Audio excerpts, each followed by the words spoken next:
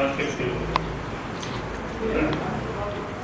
ಭಗವದ್ಗೀತೆಯಲ್ಲಿ ಆ ಕರ್ಮ ಅನ್ನತಕ್ಕಂಥದ್ದನ್ನ ಒಪ್ಪಿಕೊಂಡು ನಿಜವಾಗ್ಲೂ ಮಾಡಬೇಕಾದ ಕರ್ಮಗಳನ್ನು ಯೋಗ ಬುದ್ಧಿಯಿಂದ ಮಾಡಿ ಅಂತ ಉಪದೇಶ ಮಾಡ್ತಾರೆ ಭಗವದ್ಗೀತೆಯಲ್ಲಿ. ಆದರೆ ಅಷ್ಟಾವಕ್ರ ಮಹರ್ಷಿಗಳು ಏನು ಮಾಡೋದನ್ನು ಒಪ್ಪಲ್ಲ. ಎಲ್ಲ ಮಾಡಿ ಇನ್ನು ಸಾಕಪ್ಪ ಅನಿಸಿದರೆ ಇಲ್ಲಿ ಬಾ, ಅಲ್ಲಿಗೆ ಅಷ್ಟಾವಕ್ರ ಮಹರ್ಷಿಗಳ ಉಪದೇಶಕ್ಕೆ ಬಾ. ಇಲ್ಲ ಅಂದ್ರೆ ಅಷ್ಟಾವಕ್ರ ಮಹರ್ಷಿ ಉಪದೇಶ ಬೇಕು ಅಂದ್ಲು ಬೇಡ, ಬರಲು ಬೇಡ ಅಂತಾರೆ ಅಷ್ಟಾವಕ್ರ ಮಹರ್ಷಿ. ಕೈವಲ್ಲ ಅಂದರೆ ಹೇಳ್ತಿಲ್ಲ. ಯಾಕೆಂದರೆ ಇಡೀ ಅಷ್ಟಾವಕ್ರ ಗೀತೆಯಲ್ಲಿ ಯಾವುದು 2ನೇ ಶ್ಲೋಕ, ಮುಕ್ತಿ ನಿಚ್ಚತಿ ಚೇತಾತ ವಿಷಯಾನ್ವಿಷವತ್ಯಜ ಅನ್ನತಕ್ಕಂಥ ಒಂದು ಶ್ಲೋಕ ಬಿಟ್ಟರೆ ಮಿಕ್ಕಿನದೆಲ್ಲೂ ಸ್ವರೂಪದ ಬಗ್ಗೆನೇ. ಸಮಸ್ಯೆ ನಿಜವಾಗ್ಲೂ ಬೇರೆ ಯಾವುದೂ ಸಮಸ್ಯೆ ಅಲ್ಲ, ಬೇರೆ ಯಾರೂ ಸಮಸ್ಯೆ ಅಲ್ಲ, ಏನೂ ಸಮಸ್ಯೆ ಅಲ್ಲ. ನಿನ್ನನ್ನು ನೀನು ಸರಿಯಾಗಿ ನೋಡ್ಕೊಳ್ಳಿಲ್ಲ. ನೀನು ಅಲ್ಲಿದ್ದನ್ನು ಚೆನ್ನಾಗಿ ನೋಡ್ಕೊಳ್ತಿದ್ಯಾ. ಹೆಂಡತಿ ಮಕ್ಕಳು ಮನೆ ಮಠ ನಮ್ಮ ದೇಶ ಏನೇನೋ ಹೇಳ್ತಾರಲ್ಲ, ಇವೆಲ್ಲನೂ ಚೆನ್ನಾಗಿ ನೋಡ್ಕೊಳ್ತಿದ್ಯಾ. ಆದರೆ ನಿನ್ನನ್ನು ಮಾತ್ರ ನೀವು ನೋಡ್ಕೊಳ್ಳಿಲ್ಲ ಸರಿಯಾಗಿ. ಆದ ಕಾರಣ ನಿನ್ನನ್ನು ಸರಿಯಾಗಿ ನೋಡ್ಕೋ ಅನ್ನತಕ್ಕಂಥದ್ದೇ ಅಷ್ಟಾವಕ್ರ ಮಹರ್ಷಿಗಳ ಉಪದೇಶ. ಹೌದಾ? ಅದರಲ್ಲಿ ಇಷ್ಟು ತನಕ ನಾವು ನೋಡಿದ್ರಲ್ಲಿ ಒಂದು ಸಲ ಶ್ಲೋಕಗಳನ್ನ ಹೇಳಿ. ಓಂ ಶ್ರೀ ಅಷ್ಟಾವಕ್ರಾಯ ನಮಃ. ಅಷ್ಟಾವಕ್ರ ಗೀತಾ ಪ್ರಥಮೋಧ್ಯಾಯ. ಅಷ್ಟಾವಕ್ರ ಉವಾಚ ಜನಕ ಉವಾಚ ಕಥಂ ಜ್ಞಾನಮವಾಪ್ನೋತಿ ಕಥಂ ಮುಕ್ತಿರ್ಭವಿಷ್ಯತಿ ವೈರಾಗ್ಯಂ ಚ ಕಥಂ ಪ್ರಾಪ್ತಂ ಏತದ್ಬ್ರೂಹಿ ಮಮ ಪ್ರಭೋ. ಮುಕ್ತಿಮಿಚ್ಛಸಿ ಚೇತ್ತಾತ ಮುಕ್ತಿಮಿಚ್ಛಸಿ ಚೇತ್ತಾತ ವಿಷಯಾನ್ವಿಷವತ್ಯಜ ಕ್ಷಮಾರ್ಜವದಯಾ ತೋಷ ಸತ್ಯಂ ಪೀಯೂಷವದ್ಭಜ.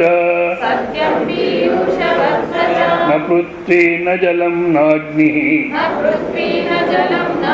ನ ವಾಯುರ್ಜೌ ನ ವಾ ಭವಾನ್ ಯೇಷಾಂ ಸಾಕ್ಷಿಣಮಾತ್ಮಾನಂ ಚಿದ್ರೂಪಂ ವಿದ್ಧಿ ಮುಕ್ತಯೇ. ಯದಿ ದೇಹಂ ಪೃಥಕ್ ಕೃತ್ಯ ಚಿತಿ ವಿಶ್ರಾಮ್ಯ ತಿಷ್ಠಸಿ ಅಧುನೈವ ಸುಖೀ ಶಾಂತಃ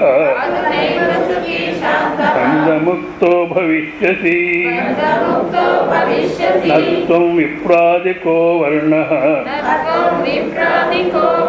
ನಾಶಮೀನಾಕ್ಷ ಗೋಚರಃ ಅಸಂಗೋಸಿ ನಿರಾಕಾರಃ ವಿಶ್ವಸಾಕ್ಷಿ ಸುಖೀ ಭವ. ಸರಿಯಾಗಿ ನಿನ್ನನ್ನು ನೀನು ನೋಡ್ಕೋ. ನೀನು ಪಾಂಚಭೌತಿಕವಾಗಿರ್ತಕ್ಕಂಥ ಪಂಚಮಹಾಭೂತ ನೀನಲ್ಲ. ಅದೇ ಪಂಚಮಹಾಭೂತದಿಂದಾಗಿರ್ತಕ್ಕಂಥ ಶರೀರ ನೀನಲ್ಲ. ಸರಿಯಾಗಿ ನೋಡ್ಕೊಂಡು ಶರೀರ ಅನ್ನತಕ್ಕಂಥದ್ದು ನೀನಲ್ಲ. ಮತ್ತು ಶರೀರ ನೀನಲ್ಲ ಆದ ಕಾರಣ ನಿನಗೆ ಬ್ರಾಹ್ಮಣ, ಕ್ಷತ್ರಿಯ, ಶೂದ್ರ, ವೈಶ್ಯ, ಹಿಂದೂ, ಸನ್ಯಾಸಿ ಯಾವ ಅಭಿಮಾನನೂ ಸರಿಯಲ್ಲ. ನೀನೇನು ಅಲ್ಲ, ನೀನೇನು ಅಲ್ಲ. ನಾನು ಜ್ಞಾನಿ ಅಂದ್ಕೊಂಡ್ರೆ ಶುದ್ಧ ಜ್ಞಾನಿ. ಯಾಕೆ ನಾನು ಅನ್ನತಕ್ಕಂಥದ್ದು ಜ್ಞಾನವಾಗಲ್ಲ. ಭಾಳ ಸೂಕ್ಷ್ಮ ವಿಶ್ಲೇಷಣೆ ಮಾಡಿ. ನಾನು ಅನ್ನತಕ್ಕಂಥ ಅಹಂಕಾರ ಜ್ಞಾನವಾಗಲ್ಲ. ಮತ್ತು ನಾನು ಅನ್ನತಕ್ಕಂಥ ಅಹಂಕಾರ ಇಲ್ಲವಾದರೆ ಅವನು ಜ್ಞಾನಿ. ಆದ ಕಾರಣ ನಾನು ಜ್ಞಾನಿ ಅನ್ನತಕ್ಕಂಥದ್ದನ್ನು ಸರಿಯಲ್ಲ ಅಂತೇಳಿ ಇಷ್ಟೆಲ್ಲ ಹೇಳಿದ್ಮೇಲೆ ಮುಂದಿನ ಒಂದು ಶ್ಲೋಕದಲ್ಲಿ ಧರ್ಮ ಧರ್ಮ ಧರ್ಮ ಧರ್ಮೌ ಸುಖಂ ದುಃಖಂ ಮಾನಸಾನಿ ನ ತೇ ವಿಭೋ ನ ಕರ್ತಾಸಿ ನ ಭೋಕ್ತಾಸಿ ಮುಕ್ತ ಏವಾಸಿ ಸರ್ವದಾ ಧರ್ಮ ಧರ್ಮೌ ಸುಖಂ ದುಃಖಂ ಮಾನಸಾನಿ ನ ತೇ ವಿಭೋ ನ ಕರ್ತಾಸಿ ನ ಭೋಕ್ತಾಸಿ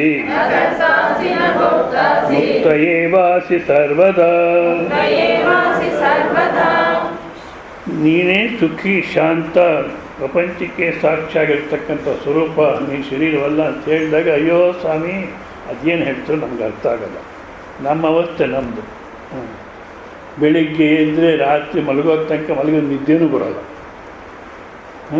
ಈ ಮನಸ್ಸಿನಲ್ಲಿ ಏನೋ ಬದಲಾಟ, ಹೊರಗಡೆ ಹೇಳ್ಕೊಳ್ಳಾಗಿಲ್ಲ, ಒಳಗಡೆ ಇಟ್ಕೊಳ್ಳಾಗಿಲ್ಲ, ಏನು ಮಾಡಬೇಕು ಗೊತ್ತಿಲ್ಲ. ನೀವೇನೋ ನೀನು ಯಾವ ಆನಂದ ಅಂತೇನು ಹೇಳ್ತೀರ ಅಂದರೆ ಅದಕ್ಕೆ ಅಷ್ಟಾಕಮರ್ಷಗಳು ಅಂತಾರೆ.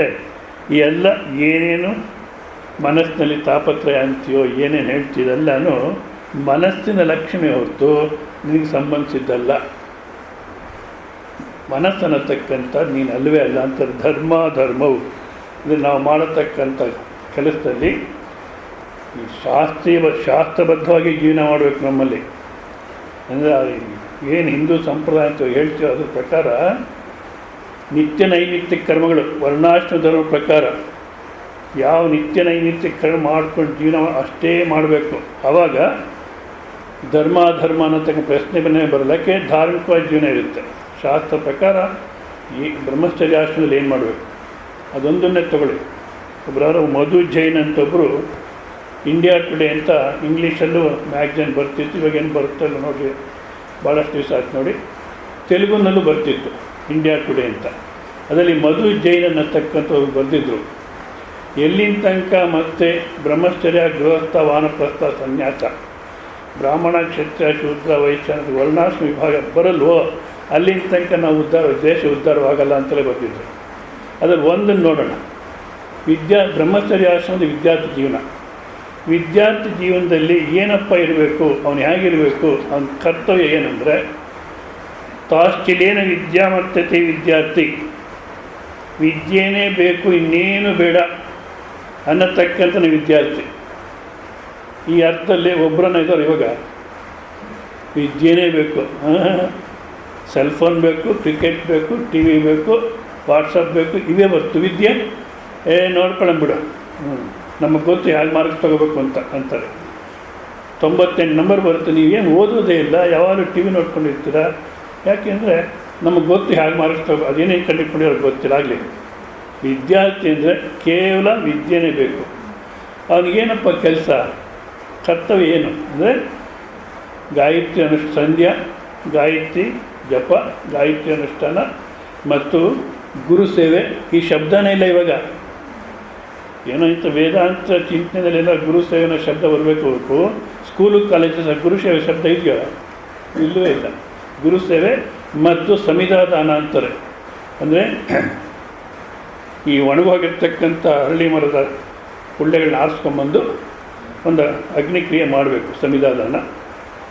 ಇಷ್ಟು ಬಿಟ್ಟರೆ ಮತ್ತಿನ್ಯಾವುದಕ್ಕೂ ಮನಸ್ಸು ಹೋಗಬಾರ್ದು. ತಂದೆ ತಾಯಿ ವ್ಯವಹಾರ ಆಗಲಿ, ಮನೆ ವ್ಯವಹಾರ ಆಗಲಿ, ಅವ್ರ ಮನಸ್ಸು ಅದಕ್ಕೇ ಗುರುಕುಲಕ್ಕೆ ಕಳಿಸ್ಬಿಡೋರು. ತಂದೆ ತಾಯಿ ವ್ಯವಹಾರ ನೋಡ್ಕೊಂಡಿದ್ರೆ ಮತ್ತು ಮನೆಗೆ ವ್ಯವಹಾರ ಎಲ್ಲ ನೋಡ್ಕೊಂಡಿದ್ರೆ ಇವ್ರ ವಿದ್ಯೆ ಹತ್ತಲ್ಲ ಅಂತ ಗುರುಕುಲಕ್ಕೆ ಕಳಿಸ್ಬಿಡೋರು. ಮತ್ತು ಯಾವ ರಾಜಕೀಯನೂ ಇರಬಾರ್ದು. ಇವಾಗ ABVP ಅಂತೆ, SFI ಅಂತೆ, ಯಾವ್ಯಾವುದೋ ಅಂತ ಉಪದೇಶನ ಮಾಡ್ತಿರ್ತಾರೆ. ವಿದ್ಯಾರ್ಥಿಗಳೇ, ಯುವಕರೇ ಬನ್ನಿ ರಾಜಕೀಯಕ್ಕೆ, ನೀವು ಉದ್ಧಾರ ಮಾಡೋಕ್ಕೆ ಸರಿ ದೇಶನ ಅಂತ. ನೀನು ಹಾಳು ಮಾಡ್ತಿದ್ಯಾ, ಅವ್ರ ವಿದ್ಯೆನೂ ಹಾಳು ಮಾಡ್ತೀಯಾ. ಇದೊಂದು ಯಾಕೆ ಹೇಳಿದೆ ಅಂದರೆ ಶಾಸ್ತ್ರಬದ್ಧವಾಗಿ ವಿದ್ಯಾರ್ಥಿ ಜೀವನದಲ್ಲಿ ಇದ್ದುಬಿಟ್ರೆ ಅವನು ಮುಂದಿನ ಜೀವನಕ್ಕೆ ಏನು ಬೇಕೋ ಆ ಶರೀರವನ್ನು ತಯಾರು ಮಾಡಿಕೊಳ್ತಾನೆ, ಬುದ್ಧಿ ಮನಸ್ಸನ್ನು ತಯಾರು ಮಾಡಿಕೊಳ್ತಾನೆ. ಮುಂದಿನ ಜೀವನದಲ್ಲಿ ಹಾಯಾಗಿರ್ಲಿಕ್ಕೆ ಅನುಕೂಲ ಆಗುತ್ತೆ. ಅದೇ ರೀತಿ ಗೃಹಸ್ಥಾಶ್ರಮದಲ್ಲಿ ಒಂದು ಪಂಚಯಜ್ಞಗಳನ್ನು ಮಾಡಬೇಕು. ಪ್ರತಿ ದಿವಸ ದೇವತಾ ಅರ್ಚನೆ ಮಾಡಬೇಕು, ಪಂಚಯಜ್ಞ ಮಾಡಬೇಕು. ಈ ರೀತಿ ನಿತ್ಯ ನೈಮಿತ್ಯ ಕರ್ಮಣೆ ಮಾಡಿಕೊಂಡಿದ್ರೆ ಈ ಧರ್ಮ ಅಧರ್ಮದ ಪ್ರಶ್ನೆ ಬರೋಲ್ಲ. ಅಷ್ಟಾವಕ್ರ ಮಹರ್ಷಿ ಕಾಲದಲ್ಲಿ ಯಾವ ರೀತಿ ಇತ್ತು ನಮಗೆ ಗೊತ್ತಿಲ್ಲ. ಅವರು ಉಪದೇಶ ಮಾಡಿದ್ದಾರೆ ಧರ್ಮ ಅಧರ್ಮ ಅನ್ನೋದು. ಈಗಿನ ಕಾಲಕ್ಕೆ ನೋಡಿಕೊಂಡ್ರೆ ನಾವು ಶಾಸ್ತ್ರಬದ್ಧವಾಗಿ ಜೀವನ ಮಾಡ್ತಿಲ್ಲ, ಆದ ಕಾರಣ ಏನೋ ಕರ್ಮ ಮಾಡಿಬಿಡ್ತೀವಿ. ಅಯ್ಯಯ್ಯೋ ಯಾಕಾದರೆ ಹೀಗೆ ಮಾಡೋದು, ನಾನು ಸುಮ್ಮನಿದ್ದು ಚೆನ್ನಾಗಿತ್ತು, ಮಾಡಬಾರ್ದಾಗಿತ್ತು ಅಂತ ಆಮೇಲೆ ಒದ್ದಾಡ್ತೀವಿ. ಆದರೆ ಈ ಧರ್ಮ ಅಧರ್ಮ, ಪಾಪ ಪುಣ್ಯ, ಒಳ್ಳೆಯದು ಕೆಟ್ಟದ್ದು ಏನೇನು ಮಾಡಿದೆಯೋ ಅದಕ್ಕೋಸ್ಕರ ಏನು ಒದ್ದಾಟ ಅನ್ನತಕ್ಕ ಬರುತ್ತೋ ಅದು ಶರೀರನೂ ಒದ್ದಾಡಲ್ಲ. ರೋಗ ಬಂದರೆ ಶರೀರ ಅನ್ನತಕ್ಕಂಥದ್ದು ಒದ್ದಾಡುತ್ತೆ ಅಂತೀವಿ, ಅಲ್ಲ ಮನಸ್ಸೇ ಒದ್ದಾಡೋಲ್ಲ. ನಾನು ಅನ್ನೋದು ಕೂಡ ಮನಸ್ಸಿನ ಒಂದು ವೃತ್ತಿ ವ್ಯತ್ಯಯ. ಈ ಮನಸ್ಸಲ್ಲಿ ಅಂತಃಕರಣ ಅಂತಾರೆ. ಅಂತಃ ಅಂದರೆ ಒಳಗಡೆ, ಕರ್ಣ ಅಂದರೆ ಒಂದು ಸಲಕರಣೆ ವ್ಯವಹಾರಕ್ಕೆ. ಈ ಅಂತಃಕರಣದಲ್ಲಿ ಸಂಕಲ್ಪ ವಿಕಲ್ಪಗಳು ಬಂದರೆ ಮನಸ್ಸು ಅನ್ನಿಸ್ಕೊಳ್ಳುತ್ತೆ. ಮತ್ತು ಒಂದು ನಿಶ್ಚಯಾತ್ಮಕವಾದಂಥ ನಿಶ್ಚಯಕ್ಕೆ ಬಂದರೆ ಬುದ್ಧಿ ಅನ್ನಿಸ್ಕೊಳ್ಳುತ್ತೆ. ಅಭಿಮಾನಪೂರ್ವಕವಾಗಿ ಬಂದರೆ ಅಂದರೆ ವೃತ್ತಿ, ಆಲೋಚನೆ, ಪ್ರತ್ಯಯ ಅಭಿಮಾನಪೂರ್ವಕವಾಗಿ ಬಂದರೆ ಅಹಂಕಾರ ಅನ್ನಿಸ್ಕೊಳ್ಳುತ್ತೆ. ಹೌದಾ? ಅದು ಧರ್ಮ ಅಧರ್ಮ ಅನ್ನತಕ್ಕಂಥದ್ದು, ಪಾಪ ಪುಣ್ಯ ಅನ್ನತಕ್ಕಂಥದ್ದು, ಒಳ್ಳೆಯದು ಕೆಟ್ಟದ್ದು ಅನ್ನತಕ್ಕಂಥದ್ರಿಂದ ಏನು ಒದ್ದಾಡ್ತೀವೋ ಅದು ಮನಸ್ಸಿಗೆ ಸಂಬಂಧಿಸಿದ್ದೇ ಹೊರತು ನಿನಗೇನು ಅಂಟಿಲ್ಲ. ಮನಸ್ಸಿಂದ ನಾವು ಬಿಡಿಸ್ಕೊಳ್ಳಿ ಒಂದು. ಆಮೇಲೆ ಸುಖ ದುಃಖ, ಮಾನ ಅವಮಾನ ಅನ್ನತಕ್ಕಂಥ ದ್ವಂದ್ವಗಳು. ಈ ಸುಖ ದುಃಖ ಏನಪ್ಪ? ಸುಖ ಅನ್ನತಕ್ಕಂಥ ವಸ್ತು, ಈಗ ಒಂದೊಂದು ಶಬ್ದಕ್ಕೆ ಒಂದೊಂದು ವಸ್ತು ಇರುತ್ತೆ. ಶಬ್ದವೇ ಪದಾರ್ಥವಲ್ಲ. ಪದಾರ್ಥ ಅಂದಾಗ ಆ ಪದಗಳಿಗೆ ಅರ್ಥ ಅಂತೀವಿ. ಈಗ ಬೆಕ್ಕು ಅಂದ್ರೇನು ಗೊತ್ತಿಲ್ಲ ಇವನಿಗೆ, ಹುಡುಗನಿಗೆ. ಮೇಷ್ಟ್ರಿಗೆ ಕೇಳ್ತಾನೆ, ಮೇಷ್ಟ್ರೆ ಬೆಕ್ಕು ಅಂದ್ರೇನು ಅಂತ. ಅವ್ರು ಹೇಳ್ತಾರೆ ಬೆಕ್ಕು ಅಂದ್ರೆ ಗೊತ್ತಿಲ್ವೇನು, ಮಾರ್ಜಾಲ ಅಂತಾರೆ. ಅರ್ಥವಾಯ್ತು ನಿಮಗೆ? ಬೆಕ್ಕು ಅಂದ್ರೇನು ಗೊತ್ತಾಗಲ್ಲ, ಇನ್ನು ಮಾರ್ಜಾಲ ಅಂದ್ರೆ ಗೊತ್ತಾಗುತ್ತೋ? ಅಲ್ಲ. ಅಂದರೆ ಒಂದು ಶಬ್ದಕ್ಕೆ ಇನ್ನೊಂದು ಶಬ್ದ ಹೇಳೋದು ಅರ್ಥ ಅಂತೀವಿ. ಅಲ್ಲ, ಅರ್ಥ ಅಂದರೆ ಪದಾರ್ಥ. ಬೆಕ್ಕು ಅನ್ನತಕ್ಕಂಥ ಪದಾರ್ಥ, ಬೆಕ್ಕು ಅನ್ನತಕ್ಕಂಥ ಶಬ್ದವೇ ಬೆಕ್ಕಲ್ಲ, ಪದಾರ್ಥ ಯಾವುದು. ಇಡ್ಲಿ ಅನ್ನತಕ್ಕಂಥ ಶಬ್ದನೇ ಇಡ್ಲಿ ಅಲ್ಲ, ವಸ್ತು ಬೇರೆ. ಹೌದಾ? ಅದೇ ರೀತಿ ಸುಖ ದುಃಖ ಅನ್ನತಕ್ಕಂಥ ಶಬ್ದಗಳಿಗೆ ವಸ್ತು ಯಾವುದು? ಸುಖ ಅನ್ನತಕ್ಕಂಥ ವಸ್ತು ಪ್ರಪಂಚದಲ್ಲಿ ಇದರಲ್ಲಿ ಎಲ್ಲೂ ಇಲ್ಲ. ಇದು ಸುಖ ನಾವು ಅನ್ಕೋಬೋದು, ಇದು ಸುಖ ಇದು ದುಃಖ ಅಂತ. ಅಲ್ಲ. ಈಗ ಬಂಗಾರ, ಹಬ್ಬ, ಇದು ಸುಖ, ಏನೋ ಆನಂದ. ಅದನ್ನು ನೋಡಿದ್ರೆ ಯಾಕೆ ನನಗಂತೂ ಅರ್ಥ ಆಗಲ್ಲ. ಅದು ಇಂಥ ಒಳ್ಳೆ ಅದ್ಭುತವಾದಂಥ ಶಾಸ್ತ್ರ ಇದೆ. ಈ ಮೊನ್ನೆ ಲಂಡನ್ನಲ್ಲಿ ಅನ್ವೇಷಣೆ ಮಾಡಿದ್ದಾರೆ. ಭಾರತ ದೇಶದಲ್ಲಿ ಭಾರತ ದೇಶ ಫಸ್ಟ್ ಬಂದಿದೆ. ಇಂಥದ್ರೆಲ್ಲ ಫಸ್ಟ್ ನಾವು ಭಾರತ ದೇಶ ಫಸ್ಟ್ ಬಂದಿದೆ. ಯಾವುದರಲ್ಲಿ? ಬಂಗಾರ ಉಪಯೋಗಿಸೋದ್ರಲ್ಲಿ. America second. ಯಾಕೆ ಬಂತು ಅಮೇರಿಕಾ ಸೆಕೆಂಡು? ನಮ್ಮ ದೇಶದಲ್ಲೇ ಇದರಲ್ಲಿ ಕೊಂಡ್ಕೊಂಡು ಬಚ್ಚಿಟ್ಕೊಂಡ್ರೆ ಇಲ್ಲಿ ಕಳಿಸ್ಕೊಡ್ತಾರೆ ಒಟ್ಟಿನಲ್ಲಿ. ಆಯಿತು, ಇದು ಸುಖವಾದಂಥ ವಸ್ತು, ಯಾವುದು ಬಂಗಾರ ಸುಖವಾದಂಥ ವಸ್ತು ಅಂತ ನಾವು ಅದ್ರ ಮೇಲೆ ಕಲ್ಪನೆ ಮಾಡಿದ್ದೀವಿ ಹೊರತು ನಿಜವಾಗ್ಲೂ ಅದಿದ್ದರೆ ಸುಖ ಇರುತ್ತಂದರೆ ಇಲ್ಲ.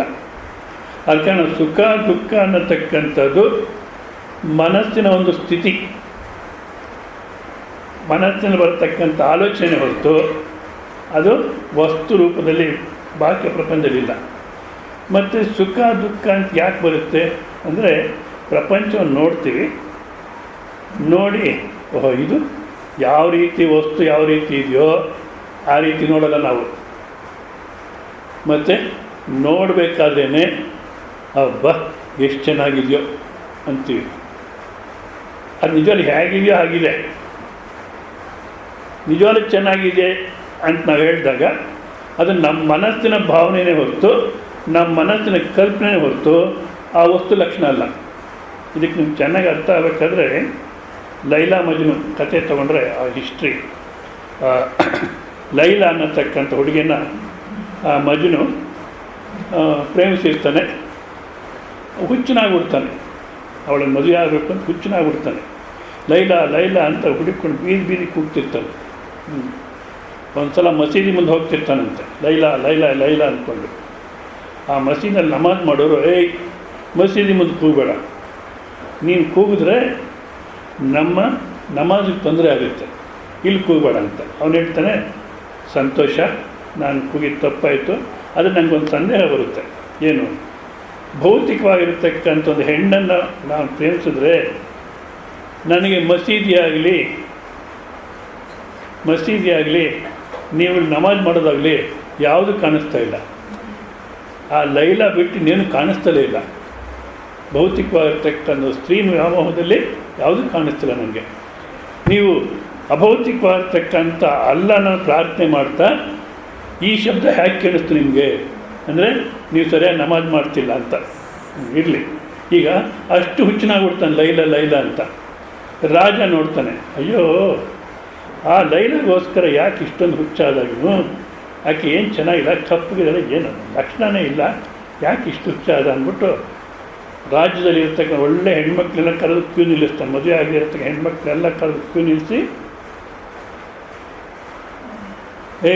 ಯಾರೇನು ಬೇಕೋ ಆರಿಸ್ಕೊ, ಮದುವೆ ಮಾಡ್ತೀವಿ, ಸುಮ್ಮನೆ ಲೈಲಾಗೋಸ್ಕರ ಹುಚ್ಚನಾಗಬೇಡ ಅಂದರೆ ನೋಡ್ತಾನೆ, ಒಬ್ಬರೂ ಸರಿ ಹೋಗಲ್ಲ. ಅಯ್ಯೋ ರಾಮ, ಆ ಲೈಲಾ ಚೆನ್ನಾಗಿಲ್ಲ. ಆವಾಗ ಹೇಳ್ತಾನೆ, ನೀನು ಲೈಲಾ ನೋಡಬೇಕಾದ್ರೆ ರಾಜ ನನ್ನ ಕಣ್ಣಿಂದ ನೋಡು, ನಿನ್ನ ಕಣ್ಣಿಂದ ನೋಡಬೇಡ. ಅಂದರೆ ನಾವೇನು ಮಾಡ್ತೀವಿ, ಇದು ಅರ್ಥ ಮಾಡ್ಕೋಬೇಕಿಲ್ಲಿ. ಆ ವಸ್ತು ಯಾವ ರೀತಿ ಇದೆಯೋ ಅದೇ ಲೈಲಾ ಯಾವ ರೀತಿ ಇದೆಯೋ ಆ ರೀತಿ ಇದ್ದಾಳೆ. ಅದೇ ನೋಡಬೇಕಾದ್ರೆ ನಮ್ಮ ಒಂದು ಅಭಿಪ್ರಾಯವನ್ನು ಆ ವಸ್ತು ಮೇಲೆ ಹಾಕ್ತೀವಿ. ಹೌದಾ? ಚೆನ್ನಾಗಿದೆ ಅಂದರೆ ಬೇಕು ಅನಿಸುತ್ತೆ, ಚೆನ್ನಾಗಿದೆ ಅಂದರೆ ಬೇಕು ಅನಿಸುತ್ತೆ. ಅದಕ್ಕೋಸ್ಕರ ಪ್ರವೃತ್ತಿ ಕರ್ಮ ಮಾಡ್ತೀವಿ, ಪಡಿತೀವಿ. ಪ್ರಾಪ್ತಿ ಆದರೆ ಇದು ಪ್ರಯೋಜನ ಎಲ್ಲ ಇನ್ನೊಂದು ಬೇಕನ್ನಿಸುತ್ತೆ. ಅಂದರೆ ಪ್ರಾಪ್ತಿ ಆಗಿರತಕ್ಕಂಥ ಮುಂಚೆ ಸುಖ ಬೇಕು ಅನಿಸುತ್ತೆ, ಪ್ರಾಪ್ತಿ ಆದಮೇಲೆ ಯಾಕನ್ನ ಪಡೆದೋ. ನಿನ್ನೆ ಸಾಯಂಕಾಲ ಕ್ಲಾಸಲ್ಲಿ ಹೇಳ್ತೀನಿ ನಾನು, ಅದು ಹೈದ್ರಾಬಾದಲ್ಲಿ ಒಂದು ಹುಚ್ಚಾಸ್ಪತ್ರೆಗೆ ಕರ್ಕೊಂಡೋಗಿದ್ದಾನೆ ಬ್ರಹ್ಮಚಾರಿ ನಮ್ಮನ್ನೆಲ್ಲ. ನನಗೆ ಈಗಲೂ ಅರ್ಥ ಇಲ್ಲ ಯಾಕೆ ಕರ್ಕೊಂಡೋದ್ರು ಏನೋ, ಇವರು ಹುಚ್ಚರು ಅಂತಲೋ ಏನೋ ಇರ್ಬೋದು. ಅಲ್ಲಿ ಹೋದರೆ ಒಬ್ಬನ ತೋರಿಸ್ತಾರೆ, ಇವನಿಗೆ ಯಾಕೆ ಹುಚ್ಚಿಡ್ದೆ ಅಂದರೆ ಯಾವುದೋ ಹುಡುಗಿನ ಮದುವೆ ಮಾಡ್ಕೋಬೇಕು ಅಂತಿದ್ದ, ಆ ಹುಡುಗಿನ ಮದುವೆ ಮಾಡ್ಕೊಳ್ಳೋಕ್ಕಾಗಲಿಲ್ಲ, ಅದಕ್ಕೆ ಹುಚ್ಚಿಡ್ದಿದೆ. ಸರಿ, ಪಕ್ಕದಲ್ಲಿ ಇನ್ನೊಬ್ಬರು ತೋರಿಸ್ತಾರೆ, ಇವನಿಗೆ ಯಾಕೆ ಹುಚ್ಚಿಡ್ದಿದೆ ಅಂದರೆ ಯಾವ ಹುಡುಗಿನ ಅವನು ಮದುವೆ ಮಾಡ್ಕೋಬೇಕು ಅಂತಿದ್ನೋ ಆ ಹುಡುಗಿನ ಇವನು ಮದುವೆ ಮಾಡ್ಕೊಂಡಿದ್ದಾನೆ, ಮದುವೆ ಮಾಡ್ಕೊಂಡು ಇವನಿಗೆ ಹುಚ್ಚಿಡ್ದಿದೆ ಅವಳು ಮಾಡಿಕೊಂಡು. ಅದೇನು ಪ್ರಾಪ್ತಿ ಆಗೋ ತನಕ ಇದು ಚೆನ್ನಾಗಿದೆ ಅನಿಸುತ್ತೆ, ಪ್ರಾಪ್ತಿ ಆದರೆ ದುಃಖ. ಅಂದರೆ ಈ ಸುಖ ದುಃಖ ಅನ್ನತಕ್ಕಂಥದ್ದು ಮನಸ್ಸಲ್ಲಿ ಬರತಕ್ಕಂಥ ಅಲೆನೇ ಹೊರತು. ಸರಿ, ಅದು ಎಷ್ಟೊತ್ತಿರುತ್ತಪ್ಪ ಸುಖ ದುಃಖ ಅನ್ನತಕ್ಕಂಥದ್ದು? ಎಷ್ಟೊತ್ತಿರುತ್ತೆ? ಕ್ಷಣಿಕ. ಆಗಮ ಅಪಾಯಿನೋ ಅನಿತ್ಯ, ಭಗವದ್ಗೀತೆ ಕೃಷ್ಣ ಪರಮಾತ್ಮ ಅಂತಾನೆ. ಆಗಮ ಅಪಾಯಿನಃ, ಬಂದು ಹೊರಟೋಗುತ್ತೆ. ಎಷ್ಟೊತ್ತಿರುತ್ತೆ? ನಾವೇನು ಪ್ರಯತ್ನ ಮಾಡದೇ ಇದ್ರೂ ಹೊರಟೋಗುತ್ತೆ. ಸುಖ ಅನ್ನತಕ್ಕಂಥ ಇಟ್ಕೋಬೇಕು ಅಂತ ಪ್ರಯತ್ನ ಮಾಡ್ತೀವಿ, ಅದೇ ರೀತಿ ಇರಬೇಕು ಅಂತ ಅಂದ್ಕೊಳ್ತೀವಿ, ಆದರೆ ಆ ಪರಿಸ್ಥಿತಿ ಹೊರಟೋಗುತ್ತೆ, ಮನಸ್ಸು ಬದಲಾವಣೆ ಆಗುತ್ತೆ. ದುಃಖ ಅನ್ನತಕ್ಕಂಥ ಕಳ್ಕೋಬೇಕು ಅಂತ ಪ್ರಯತ್ನ ಮಾಡ್ತೀವಿ, ಅದು ಎಷ್ಟೊತ್ತಿರಬೇಕು ಅಷ್ಟೊತ್ತಿರುತ್ತೆ, ಮತ್ತು ಹೊರಟೋಗುತ್ತೆ. ಕೆಲವು ಸಲ ಕಳ್ಕೋಬೇಕು ಅನ್ನೋ ಪ್ರಯತ್ನ ಮಾಡಲ್ಲ, ದುಃಖನ ಹೊರಟೋಗ್ಬಿಡುತ್ತೆ. ಇವಾಗ ಯಾರೋ ಸತ್ರು ಅಂದ ತಕ್ಷಣ ಮನೆಗಿರೋರೆಲ್ಲ ಓ ಅಂತ ಹೇಳ್ತಾರೆ, ಸಮಾಧಾನ ಮಾಡೋಕ್ಕೂ ಇನ್ನೂ ಜೋರಾಗಿ ಹೇಳ್ತಾರೆ, ಬಿಟ್ಟುಬಿಟ್ರೆ ಹತ್ಕೊಳ್ಳಿ ಬಿಡು ಅಂತ ಸುಮ್ಮನೆ ಆಗಿಬಿಡ್ತಾರೆ. ಆಮೇಲೆ ಕಣ್ಣರ್ಸ್ಕೊಂಡು ಸುಮ್ಮನೆ ಆಗ್ತಾರೆ. ಆಟೋದಲ್ಲಿ ಒಬ್ಬ ನೆಂಟರು ಬಂದು ಹಿಡಿದ್ರು, ಎಲ್ರಿಗೂ ಫೋನ್ ಮಾಡಿರ್ತಾರಲ್ಲ, ಒಬ್ಬ ನೆಂಟರು ಬಂದು ಹಿಡಿದಾಗೆಲ್ಲ ಅವ್ರು ನೋಡಿ ಹೇಳ್ತಾರೆ. ಇವಾಗ ಸತ್ತೋರ್ಗೋಸ್ಕರ ಹೇಳ್ತಿರೋ ಬಂದವ್ರಿಗೋಸ್ಕರ ಹೇಳ್ತಿರೋ? ಬಲಮೋಸ ಇದ್ದು ಪ್ರಪಂಚ. ಸರಿ, ಒಂದು 5 ನಿಮಿಷ ಅಯ್ಯೋ ನಿಮ್ಮನ್ನು ನೋಡೋಕೆ ಬಂದೆ ಅಂತ ಹೇಳ್ತಾರೆ. ಆಮೇಲೆ ಕಣ್ಣರ್ಸ್ಕೊಂಡಿದ್ದೀನಿ, ಯಾವಾಗ ತೊಗೊಂಡೋಗ್ತಾರಂತೆ? ಅಯ್ಯೋ ರಾತ್ರಿ ಇವತ್ತಾಗಲ್ಲ, ಯಾರೋ ಬಾಂಬೆಯಿಂದ ಬರಬೇಕು, ಇವತ್ತಾಗಲ್ಲ, ನಾಳೆನೇ ಇನ್ನು ಶವ ಸಂಸ್ಕಾರ ಇವತ್ತಾಗ. ಮತ್ತು ಎಲ್ಲರೂ ಉಪವಾಸ ಇರ್ತಾರೆ. ಇಲ್ಲ ಪಕ್ಕದ ಮನೆಗೆ ಎಲ್ಲ ವ್ಯವಸ್ಥೆ ಮಾಡಿದರೆ ಅಲ್ಲಿ ಹೋಗ್ತಾರೆ. ತಿನ್ನು ಬಾವ ತಿನ್ನು, ಎಲ್ಲರೂ ಹೋಗೋದೆ ಒಂದು ದಿವಸ ತಿನ್ನು. ಅವತ್ತಿಂದ ಚೆನ್ನಾಗಿ ಊಟ ಮಾಡ್ತಾರಂತೆ. ಇವಾಗ ದುಃಖ ಏನಾಯ್ತಪ್ಪ, ಹತ್ತಿದ್ದೇನಾಯಿತು, ಹೊರಟೋಯ್ತು. ಈಗ ಮನಸ್ಸಿನಲ್ಲಿ ಸುಖ ದುಃಖ ಅನ್ನತಕ್ಕಂಥ ಬರುತ್ತೆ, ಸ್ವಲ್ಪ ಹೊತ್ತಿರುತ್ತೆ. ಸುಖ ಅನ್ನತಕ್ಕಂಥ ಹೊರಟೋಯ್ತು, ದುಃಖ ಅನ್ನತಕ್ಕಂಥ ಬಂತು, ಅದು ಹೊರಟೋಯ್ತು. ಈ ರೀತಿ ಸುಖ ದುಃಖ ಮಾನ ಅವಮಾನ ಅನ್ನತಕ್ಕಂಥದ್ದು ಬಂದು ಹೋಗ್ತಿದ್ರೆ, ಸುಖ ಅನ್ನತಕ್ಕಂಥ ಬಂದಾಗಲೂ ನೀವು ಉಬ್ಬಿ ಹೋಗ್ಬಿಟ್ರಿ, ಸುಖ ಅನ್ನೋದು ಹೊರಟೋಯ್ತು ಅಂದರೆ ನೀವು ಹೊರಟೋದ್ರ ಇದ್ದೀರಾ ಅದಲ್ಲ. ದುಃಖ ಅನ್ನತಕ್ಕ ಬಂತು, ಒದ್ದಾಡಿದ್ವಿ, ಹತ್ವಿ ಕರೆದು ಎಲ್ಲ ಮಾಡಿದ್ವಿ, ಮತ್ತೆ ಅದು ಸ್ವಲ್ಪ ಉಪಶಮನ ಆಯಿತು, ದುಃಖ ಅನ್ನೋದು ಹೋಯಿತು. ಸತ್ರು ಎಲ್ಲ ಆಯಿತು, 13 ದಿವಸ ಕಾರ್ಯ ಆಯಿತು, ಎಲ್ಲ ಆಯಿತು, ಊಟ ಮಾಡಿ ಕೂತ್ಕೊಂಡ್ರು, ಅಲ್ಲಿಗೆ ದುಃಖ ಮುಗೀತು. ಆಯಪ್ಪ ಇದ್ದ ಅಂತ ಒಟ್ಟಿಗೆ ಇದ್ವಿ, ಇವಾಗೆಲ್ಲ ಬೇರೆ ಬೇರೆ ಆಗ್ಬೋದು. ಸೊ ಬೇರೆ ಬೇರೆ ಅಂದರೆ ಇವಾಗ ಆ ದುಃಖ ಏನಾಯಿತು, ಹೊರಟೋಯ್ತು. ಮತ್ತೆ ಬೇರೆ ಬೇರೆ ಆಗಬೇಕು ಅಂತ ನೀವಿದ್ದೀಯೇ ಇಲ್ಲ ಅಂದಾಗ ಸುಖ ದುಃಖ ಅನ್ನತಕ್ಕ ಬಂದು ಹೋಗ್ತಾ ಇದೆ. ಅದನ್ನು ನೋಡ್ತಾ ಇದ್ದೀಯ ನೀನು, ಕೇವಲ ನೋಡ್ತಾ ಇರತಕ್ಕಂಥ ಸ್ಥಿತಿ ಅದು ವಸ್ತು ಸ್ಥಿತಿ. ನಿಜವಲ್ಲ, ಕೇವಲ ನೋಡೋದೇ ಅದೇ ಥರ ಇದ್ದು ಬಿಟ್ರೆ, ಇವಾಗ ಸಾಮಾನ್ಯ ಪೂರ್ವ ಕಾಲದಲ್ಲಿ ಆಶ್ರಮಗಳು ಕಟ್ಟಬೇಕಾದ್ರೆ ನದಿ ದಡದಲ್ಲೇ ಕಟ್ಟೋರು. ಯಾಕಪ್ಪ ಅಂದರೆ ನದಿ ದಂಡೆ ಮೇಲೆ ಕೂತ್ಕೊಂಡು ಆ ಹರಿಯತಕ್ಕ ನೀರನ್ನೇ ನೋಡ್ತಿರೋರು. ಸ್ವಲ್ಪ ಹೊತ್ತು ಆ ಪ್ರವಾಹ ಅದರ ಶಬ್ದದ ಮೇಲೆ ಗಮನ ಇಟ್ಟು ನೋಡಿ ಆಮೇಲೆ ಕಣ್ಣು ಮುಚ್ಕೊಳ್ಳೋರು. ಕಣ್ಣು ಮುಚ್ಕೊಂಡ್ರೆ ಒಳಗಿನ ಪ್ರವಾಹ ನೋಡೋರು. ಒಳಗಿನ ಪ್ರವಾಹ ಯಾವುದು? ಮನಸ್ಸಿನ ಅಲೆಗಳು, ಮನಸ್ಸಿನ ವೃತ್ತಿ ಪ್ರತ್ಯಗಳು ಏನೇನು ಬರ್ತಾ ಇದೆಯೋ ಅದನ್ನು ನೋಡ್ಲಿಕ್ಕೆ ಶುರು ಮಾಡೋರು. ಹೌದಾ? ದಿವಸ ಒಂದು ಅರ್ಧ ಗಂಟೆ ಆ ಥರ ಅಭ್ಯಾಸ ಮಾಡಬೇಕು. ನೋಡ್ತಾ ಕೂತ್ರೆ ಆ ವೃತ್ತಿ ಪ್ರವಾಹ ಅನ್ನತ್ತ ಕಮ್ಮಿ ಆಗ್ತಾ ಬರುತ್ತೆ. ಯಾವ ರೀತಿ ಯಾವ ಸ್ಥಿತಿ ಬರುತ್ತೆ ಅಂದರೆ, ಒಂದು ವೃತ್ತಿ ಒಂದು ಪ್ರತ್ಯಯ ಅನ್ನತಕ್ಕ ಬರುತ್ತೆ, ಮತ್ತು ಇನ್ನೊಂದು ಬರಬೇಕಾದ್ರೆ ಭಾಳಷ್ಟು ಸಮಯ ತಗೊಳುತ್ತೆ. ಆ ಎರಡು ಪ್ರತ್ಯಯಗಳ ಮಧ್ಯದಲ್ಲಿ, ಎರಡು ವೃತ್ತಿಗಳ ಮಧ್ಯದಲ್ಲಿ ಶಾಂತವಾಗಿರ್ತೀವಿ. ಆ ಶಾಂತ ಅನ್ನೋದು ನಿಮ್ಮ ಸ್ವಭಾವ. ಮತ್ತೆ ನಾವು ಅದೇ ರೀತಿ ನೋಡ್ತಾ ಕೂತ್ರೆ ನಮಗೇನಿಸುತ್ತೆ, ಆ ಶಾಂತ ಸ್ವಭಾವದಿಂದ ಈ ವೃತ್ತಿ ಪ್ರತ್ಯಯ ಅನ್ನತಕ್ಕ ಎದ್ಕೊಳ್ತಾ ಇದೆ, ಅದನ್ನು ಆಶ್ರಯಿಸ್ಕೊಂಡೇ ಇದೆ, ಮತ್ತು ಅದರಲ್ಲೇ ಲೈವ್ ಆಗುತ್ತೆ. ಅದು ಎದ್ಕೊಂಡಾಗಲೂ ನಾನು ಶಾಂತ ಆನಂದನೇ, ಅದು ಇದ್ದಾಗಲೂ ನಾನು ಶಾಂತ ಆನಂದನೇ, ಅದು ಲೈವ್ ಆದಾಗಲೂ ನಾನು ಶಾಂತ ಆನಂದನೇ. ಇನ್ನು ದುಃಖ ಇಲ್ಲಿದೆ. ಈ ರೀತಿ ನಾವು ನೋಡ್ಕೊಳ್ದಿರ ಆ ಮನಸ್ಸೇ ನಾನಾಗ್ಬಿಟ್ಟಿದ್ದೀನಿ. ಮನಸ್ಸೇ ನಾನಾಗ್ಬಿಟ್ಟಿದ್ದೀನಿ. ಒಬ್ಬರು ಮಹಾತ್ಮರು, ಯಾರೋ ಅನ್ನೋದು ತಪ್ಪು. ಮಹಾತ್ಮರು ದಿವಸ ಬೆಳಿಗ್ಗೆ ಸಾಯಂಕಾಲ ಆ ನದಿ ದಂಡೆ ಮೇಲೆ ಹೋಗಿ ಕೂತಿರೋರಂತೆ. ಅಲ್ಲೊಬ್ಬ ಹೋಗ್ತಾ ದಾರಿಲಿ ಒಂದು ಫ್ಯಾಕ್ಟ್ರಿ ಇತ್ತು. ಆ factory gate keeper, security guard ದಿವಸ ನೋಡ್ತಾರೆ, ಬೆಳಗ್ಗೆ ಹೋಗಿ ಕೂತಿರ್ತಾರೆ, ಸಂಜೆಗೆ ಕೂತಿರ್ತಾರೆ. ಅಲ್ಲಿ ಏನು ಮಾಡ್ತಾರೆ ಇವರು ಅಂತ. ಯಾಕೆಂದರೆ ಜ್ಞಾನಿಗಳ ಸಾಧಕ ವ್ಯವಹಾರ ನಮ್ಗೆ ಅರ್ಥ ಆಗೋದು ಕಷ್ಟ. ಇವಾಗ ನಾನು ನಿಮ್ಗೆ ಅರ್ಥ ಆಗೋದು ಕಷ್ಟ ಅನ್ನೋ ಮಾತು ನಿಮ್ಗೆ ಅರ್ಥ ಆಗಲಿ ಅಂತ ಹೇಳ್ತೀನಿ. ನಾನು ಯಾರನ್ನ ಕೇಳ್ತಾರೆ, ಸ್ವಾಮೀಜಿ ನೀವು ಎಷ್ಟೊತ್ತು ಕೇಳ್ತೀರಾ? 3-3:30 ಹೇಳ್ತೀರ. ಏನು ಕೆಲಸ ನಿಮಗೆ? ನಿಂಗೆ ಅರ್ಥ ಆಗಲ್ಲ ಬಿಡು. ಇರಲಿ. ಅವ್ರು ಹೋಗಿ ಕೂತಿದ್ರಲ್ಲಿ ಇವ್ರಿಗೆ ಅರ್ಥ ಆಗಲಿಲ್ಲ. ಒಂದು ಸಲ ಕೇಳ್ತಾನೆ, ನೀ ಏನು ಮಾಡ್ತೀರ ಅಲ್ಲಿ ಹೋಗಿ? ದಿವಸ ಹೋಗಿ ಏನು ಮಾಡ್ತೀರ ಅಂತ. ನೀನು ಇಲ್ಲಿ ದಿವಸ ನಿಂತ್ಕೊಂಡು ಏನು ಮಾಡ್ತೀಯಪ್ಪ? ಬರೋರು ಹೋಗೋದೆಲ್ಲ ನೋಡ್ತಿರ್ತೀನಿ. ನಾನು ಅಷ್ಟೇ ಮಾಡ್ತಿರ್ತೀನಿ. ಅಲ್ಲಿ ಯಾರು ಬರೋದಿಲ್ಲ, ಹೋಗಿಲ್ಲ. ಅಲ್ಲ, ಒಳಗಡೆ ನನ್ನ ಮನಸ್ಸಿನಲ್ಲಿ ಯಾವ್ಯಾವ ಆಲೋಚನೆ ಬರುತ್ತೋ ಅದನ್ನೇ ನೋಡ್ತಾ ಇರ್ತೀನಿ. ಯಾವಾಗ ನಾವು ಮನಸ್ಸನ್ನೇ ನೋಡ್ಲಿಕ್ಕೆ ಶುರು ಮಾಡ್ತೀವೋ ಮನಸ್ಸಿಂದ ಬೇರೆ ಆಗ್ಬಿಡ್ತೀವಿ ನಾವು. ಆಗ ಸುಖ ದುಃಖ ಅನ್ನತಕ್ಕ ನಮ್ಗೆ ಅಂಟ್ಕೊಂಡಿಲ್ಲ. ಬಟ್ ನಾವು ಆ ರೀತಿ ಮನಸ್ಸನ್ನು ಬೇರೆ ಅಂತ ಅರ್ಥ ಮಾಡ್ಕೊಳ್ದಿರ ನಾವೇ ಮನಸ್ಸಾಗ್ಬಿಟ್ಟಿದ್ದೀವಿ. ಅಯ್ಯೋ ನನ್ನ ಅವಸ್ಥೆ ಯಾರಿಗೂ ಬೇಡ ಬಿಡಿ ಅಂತೀವಿ. ಅದಕ್ಕೋಸ್ಕರ ಇಲ್ಲಿ ಏನು ಮಾಡಬೇಡ, ಮನಸ್ಸನ್ನು ಬಿಡಿಸ್ಕೊ, ಶರೀರದಿಂದ ಬಿಡಿಸ್ಕೊ ಅಂತ ಹೇಳಿದ್ರು. ಈಗ ಮನಸ್ಸಿಂದ ಬಿಡಿಸ್ಕೊ. ಸುಖ ದುಃಖ ಮಾನ ಅವಮಾನ ಅನ್ನತಕ್ಕಂಥದ್ದು ಮನಸ್ಸಿಂದ ಬಿಡಿಸ್ಕೊ ಅಂತ ಹೇಳ್ತಾರೆ.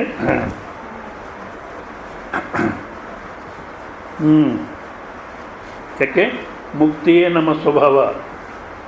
ಮುಕ್ತಿಯನ್ನು ಹೊಸದಾಗಿ ಪಡೆಯತಕ್ಕಂಥ ಅವಶ್ಯಕತೆ ಇಲ್ಲ.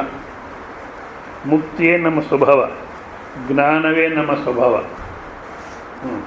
ಜ್ಞಾನವೇ ನಮ್ಮ ಸ್ವಭಾವ. ಇವಾಗ ನೋಡಿ, ಜ್ಞಾನವೇ ನಮ್ಮ ಸ್ವಭಾವ ಅನ್ಬೇಕಾದ್ರೆ, ಈಗ ಮಗು ಹುಟ್ಟಿದಾಗ ಯಾವ ಜ್ಞಾನವೂ ಇಲ್ಲ ಅಂತೀವಿ ನಾವು.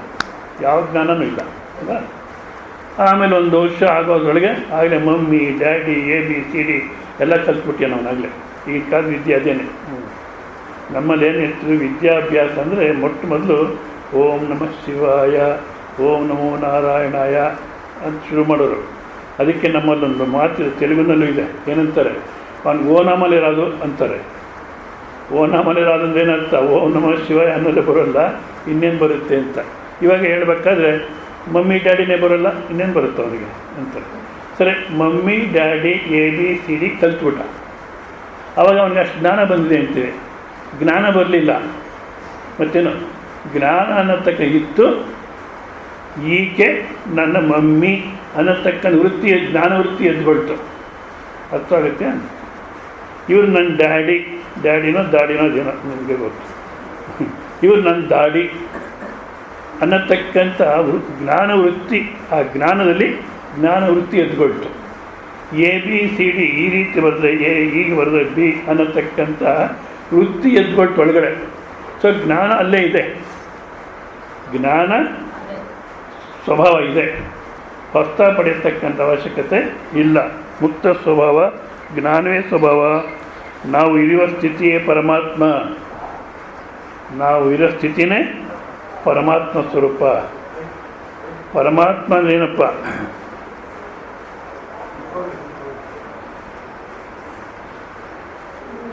ಏಕರೂಪೇಣ ಯೋ ಅವಸ್ಥಿತ ಸ ಪರಮಾರ್ಥ. ಒಂದೇ ರೂಪದಲ್ಲಿ ಬದಲಾವಣೆ ಆಗಿದ್ದೀರ. ಅಲ್ಲೇ ಇಟ್ಕೊಂಡಿರೋ ನೀವು, ಆಮೇಲೆ ಕೊಡಿ. ಮತ್ತು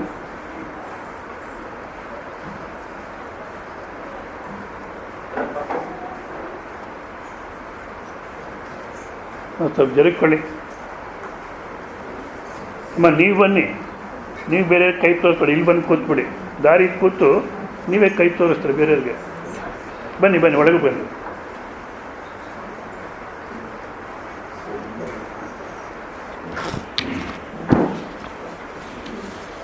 ಹಾಂ, ಕೇಳಿ.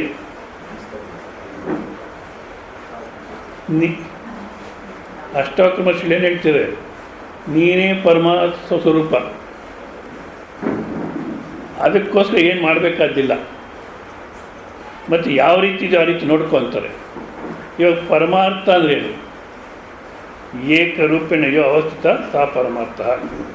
ಯಾವುದು ತನ್ನ ಇರುವಿಕೆಯನ್ನು ಬದಲಾವಣೆ ಮಾಡ್ಕೊಳ್ದಿರೋ, ತನ್ನ ಇರುವಿಕೆಯನ್ನು ಕಳ್ಕೊಳ್ದಿರೋ ಇದೆಯೋ ಅದು ಪರಮಾರ್ಥ.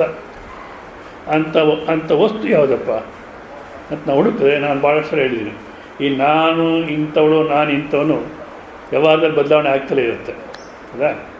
ಬೆಳಿಗ್ಗೆ ಎದ್ದು ರಾತ್ರಿ ತನಕ ವ್ಯವಹಾರ ಮಾಡೋದ್ರಲ್ಲಿ ಬದಲಾವಣೆ ಆಗ್ತಲೇ ಇರುತ್ತೆ. ಮತ್ತು ಬುದ್ಧಿನೂ ಬದಲಾವಣೆ ಆಗುತ್ತೆ, ಮನಸ್ಸು ಬದಲಾವಣೆ ಆಗುತ್ತೆ, ಇಂದ್ರಿಯಗಳು ಬದಲಾವಣೆ ಆಗುತ್ತೆ, ಸ್ಥೂಲ ಶರೀರ ಬದಲಾವಣೆ ಆಗುತ್ತೆ, ಬಾಹ್ಯ ಪ್ರಪಂಚ ಬದಲಾವಣೆ ಆಗುತ್ತೆ, ಆದಿ ದೈಹಿಕ ಪ್ರಪಂಚ ಬದಲಾವಣೆ ಆಗುತ್ತೆ. ಆದ ಕಾರಣ ಇದು ಒಂದೇ ರೂಪದಲ್ಲಿ ಇಲ್ಲ. ಅದಕ್ಕೆ ಇದ್ಯಾವುದು ಪರಮಾರ್ಥ ಅಲ್ಲ. ಅಂದರೆ ನಿಮ್ಮ ಶರೀರ, ನಿಮ್ಮ ಇಂದ್ರಿಯ, ನಿಮ್ಮ ಬುದ್ಧಿ, ಮನಸ್ಸು, ಅಹಂಕಾರ ಸಾಯಬಾರ್ದು ಅಂತೀವಲ್ಲ, ಸತ್ಯ ಸಾಹಿತ್ಯ. ಯಾಕೆಂದರೆ ಪರಮಾರ್ಥವಲ್ಲ ಅದು. ಇದೆಲ್ಲೂ ಪರಮಾರ್ಥವಲ್ಲ ಅಂತ ನಾವು ತೆಗೆದುಹಾಕ್ಬಿಟ್ರೆ ಮತ್ತು ಇನ್ಯಾವುದು ಉಳಿಯುತ್ತಪ್ಪ, ಇನ್ಯಾವುದಿದೆ ಅಂತ ನೋಡಿದಾಗ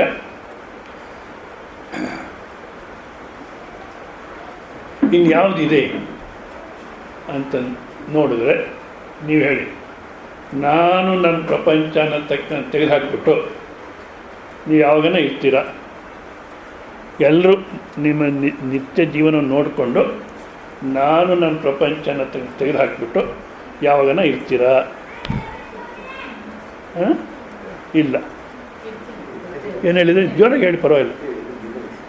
ಅಲ್ಲ, ಒಂದು ನಾನು ನನ್ನ ಪ್ರಪಂಚನ ತೆಗೆದುಹಾಕ್ಬಿಟ್ಟು ಒಬ್ಬೊಬ್ಬರು ನೋಡ್ಕೊಂಡು ಹೇಳಿ. ನೀವು ಯಾವಾಗನ ನಾನೇ ಹೇಳ್ಬೋದು ಆನ್ಸರು, ನಿಮ್ಗೆ ಸ್ವಲ್ಪ ಅರ್ಥವಾಗಲಿ, ಹೊಳೀಲಿ. ಯಾಕೆ ನಾನು ಹೇಳ್ಕೊಂಡಾದ್ರೆ ನೀವು ಕೂತಿರ್ತೀರ, ಆಯ್ತು ಬಿಡು, ಟೈಮ್ ಆಯ್ತದೆ, ಬೇಗ ತೆಗಿ. ನಾನು ನನ್ನ ಪ್ರಪಂಚ ಅನ್ನತಕ್ಕಂಥ ತೆಗೆದುಹಾಕ್ಬಿಟ್ಟು ನೀವು ಯಾವಾಗನ ಇರ್ತೀರ? ಇರ್ತೀರ. ಯಾವಾಗ ಇರ್ತೀರ? ನಿದ್ದೆನಲ್ಲಿ. ಅದು ಇನ್ನು ಮೊನ್ನೆ ಅಲ್ಲೆಲ್ಲೋ ಶ್ರೀಬಾಲಯೋಗಿ ಆಶ್ರಮದಲ್ಲಿ ಅವ್ರು ಯಾರೋ ಹೇಳಿದ್ರು ಧ್ಯಾನದಲ್ಲೂ ಇರ್ತೀವಿ ಅಂತ. ಧ್ಯಾನದಲ್ಲ, ಸಮಾಧಿನಲ್ಲಿ ಇರ್ತೀವಿ. ಧ್ಯಾನ ಮಾಡ್ತಿರ್ತಕ್ಕಂಥ ಸಮಯದಲ್ಲಿ ಸಮಾಧಿನಲ್ಲಿ ಇರ್ತೀವಿ. ಸಮಾಧಿನಲ್ಲಿ ನಾನು ನನ್ನ ಪ್ರಪಂಚ ಅನ್ನೋದಿರಲ್ಲ. ಮೂರ್ಛೆನಲ್ಲೂ ನಾನು ನನ್ನ ಪ್ರಪಂಚ ಅನ್ನೋದಿರಲ್ಲ. ಮೂರ್ಛೆ ರೋಗ ಇದ್ದರೆ ಮೂರ್ಛೆ ಬಂದಾಗ ನಾನು ನನ್ನ ಪ್ರಪಂಚ ಅನ್ನೋದಿರಲ್ಲ. ಸಮಾಧಿ ಮಾಡಿದ್ರೆ ನಾನು ನನ್ನ ಪ್ರಪಂಚ ಅನ್ನೋದಿರಲ್ಲ. ಹೌದಾ? ಆದರೆ ಮೂರ್ಛೆ ರೋಗ ಯಾರಿಗೂ ಬರೋದು ಬೇಡ. ಸಮಾಧಿ ಯಾರನ್ನ ಅಭ್ಯಾಸ ಮಾಡಿದ್ರೆ ಅವ್ರಿಗೆ ಅನುಭವ ಇರುತ್ತೆ, ಎಲ್ರಿಗೂ ಅನುಭವ ಇರೋಲ್ಲ. ಹೌದಾ? ಸಮಾಧಿ ಎಲ್ರಿಗೂ ಅನುಭವ ಇರೋಲ್ಲ. ಅಭ್ಯಾಸ ಮಾಡೋದು ಒಳ್ಳೆಯದೇ ಸಮಾಧಿ. ಯಾಕೆಂದರೆ ಶರೀರ ಅನ್ನತಕ್ಕಂಥದ್ದು ಈ ವಿದ್ಯೆಗೆ ತಯಾರಾಗುತ್ತೆ, ಅಂತಃಕರಣ ತಯಾರಾಗುತ್ತೆ. ಮತ್ತು ನೀವು ಸಮಾಧಿನಲ್ಲಿದ್ದಷ್ಟು ಮನೆಯವರು ನೆಮ್ಮದಿಯಾಗಿರ್ತಾರೆ, ನೀವು ನೆಮ್ಮದಿಯಾಗಿರ್ತೀರ. ಮತ್ತು ಆ ಸಮಾಧಿ ಅನುಭವವನ್ನು ತಗೊಂಡು ಈ ಥರ ವಿವೇಕ ಮಾಡ್ಬೋದು. ಸೊ ಸಮಾಧಿ ಅನುಭವ ಎಲ್ರಿಗೂ ಇಲ್ಲ, ಆದ ಕಾರಣ ನಿದ್ದೆ ಅನುಭವವನ್ನು ತಗೊಳ್ತೀವಿ. ಎಲ್ರಿಗೂ ಇದೆ ನಿದ್ದೆ, ಹೌದಲ್ಲ? ಆ ನಿದ್ದೆನಲ್ಲಿ ನಾನು ನನ್ನ ಪ್ರಪಂಚ ಅನ್ನೋದು ಇದೆಯೋ? ಅದು ಇಲ್ಲದೇ ಇದ್ದರೆ ನೀವು ಇದ್ದೀರೋ ಇಲ್ಲೋ? ನಿಮ್ಮ ನಿದ್ದೆ ನಿಮ್ಮೆಲ್ಲರ ನಿದ್ದೆ ಅಲ್ಲ, ಒಬ್ಬೊಬ್ರು ನೋಡ್ಕೊಳ್ಳಿ. ನಿನ್ನ ನಿದ್ದೆನಲ್ಲಿ ನಾನು ನನ್ನ ಪ್ರಪಂಚ ಇಲ್ಲಿದ್ದರೂ ನೀನು ಇದೆಯೋ ಇಲ್ಲೋ?